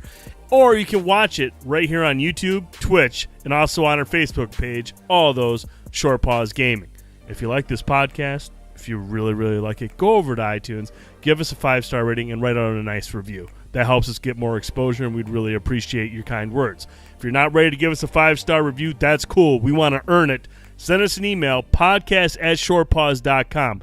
Any form of feedback. It can be super long. It can just be a couple of suggestions, whatever. We need to hear from you. It's the only way the show will evolve is if we hear from you. You're the reason we do this show. We want to make it a show that you never want to miss every single week, except next week because there's not even a show next week. So next week's the exception. Subscribe to the YouTube channel. Like the videos if you like them. If you don't like them, you can give them a thumbs down. That's cool. But again, go right into the comments. Tell us what you didn't like about the video so we can make the necessary adjustments so you'll give it a thumbs up the next time. So for Mr. Boyce and Mr. Holt, I'm Brent Felsing. Thanks again for watching the Short Pause Gaming Podcast. Have a great week. Good night, everybody. Good night. See you guys.